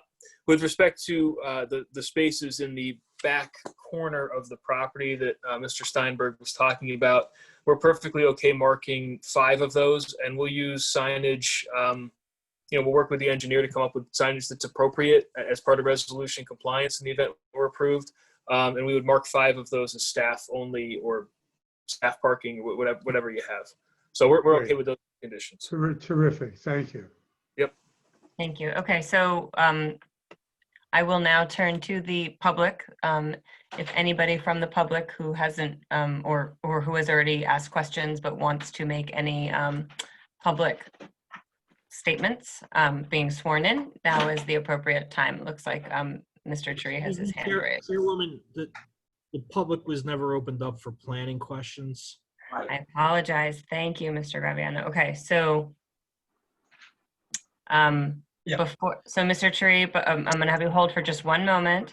I do want to ask the public, thank you, for any questions specifically that were directed towards the planner who just gave the most recent testimony. Okay. Yeah. Not seeing any, then we will proceed to statement, and Mr. Tree will give you, about no more than 2 minutes to make any final statements. You are going to be sworn in now. Just raise your right hand. Well, I can't see you, but do you swear the testimony you're about to give in tonight's Zoom meeting to be the truth, the whole truth, nothing but the truth? I do. State your name and address for the record. Dawood Terry, 9 Canterbury Lane, Short Hills, 07078. Thank you. You're welcome.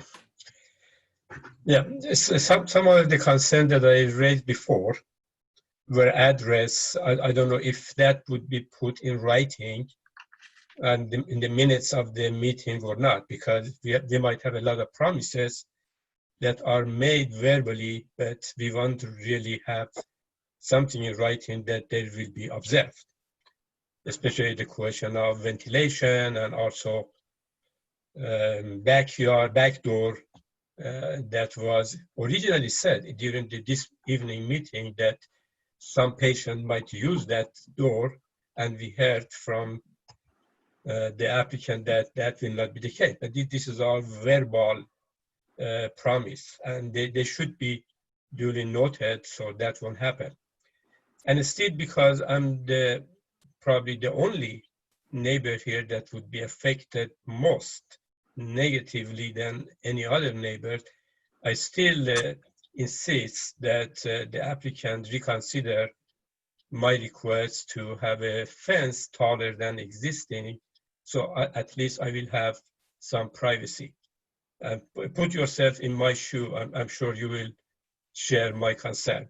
The existing wall and the fence is based on what has been there before, but now we are going to deal with a business that will have more traffic, and especially in the back, in the parking area, and I think it's fair to request that, and I hope the applicant look at that request one more time. I appreciate that. Thank you. Okay, thank you. Madam Chairwoman, may I just mention one thing in response to a comment that Mr. Turi made.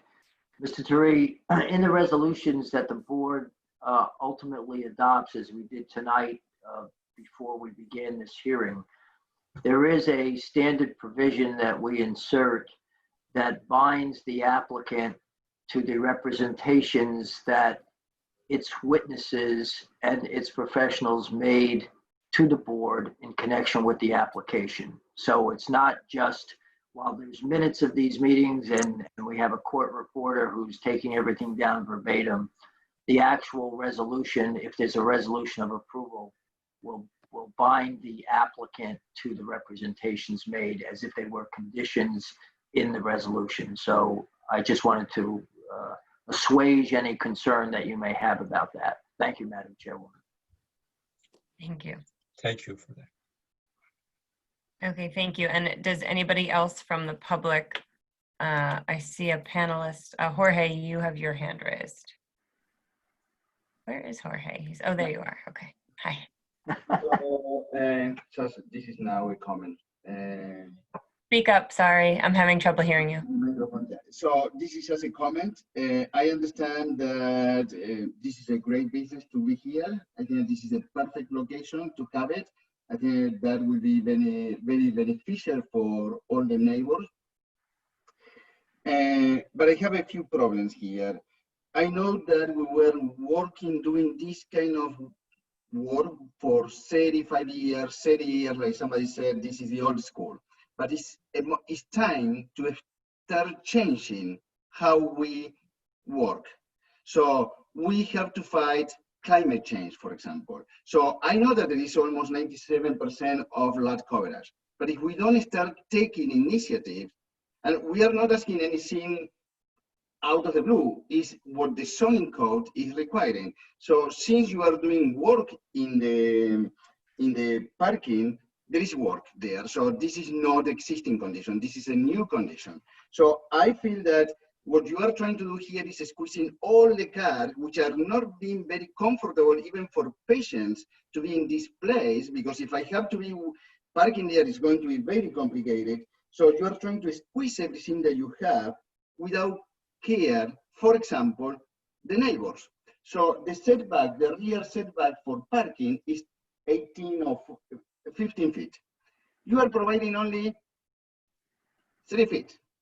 That's a problem for our neighbors. We need to protect our neighbors. On one side, I don't care the side with the other retails, but on the other side also there is another property, another residential property. We need to protect our neighbors. So having zero setback site, yes, zero. You're having 0.08, which is almost nothing. We are not protecting those neighbors. So I don't think that this is, I personally, I don't think that this is a good application. And I would like that if the owner and the architect and the civil engineer are trying to make this a little more friendly with environment, even though the parking is already there. If you don't want to do anything, you should leave the parking as it is. Since you are changing the parking, it's time to improve what we were doing so bad during 30, 35 years. It's time to start changing. So that's my comment.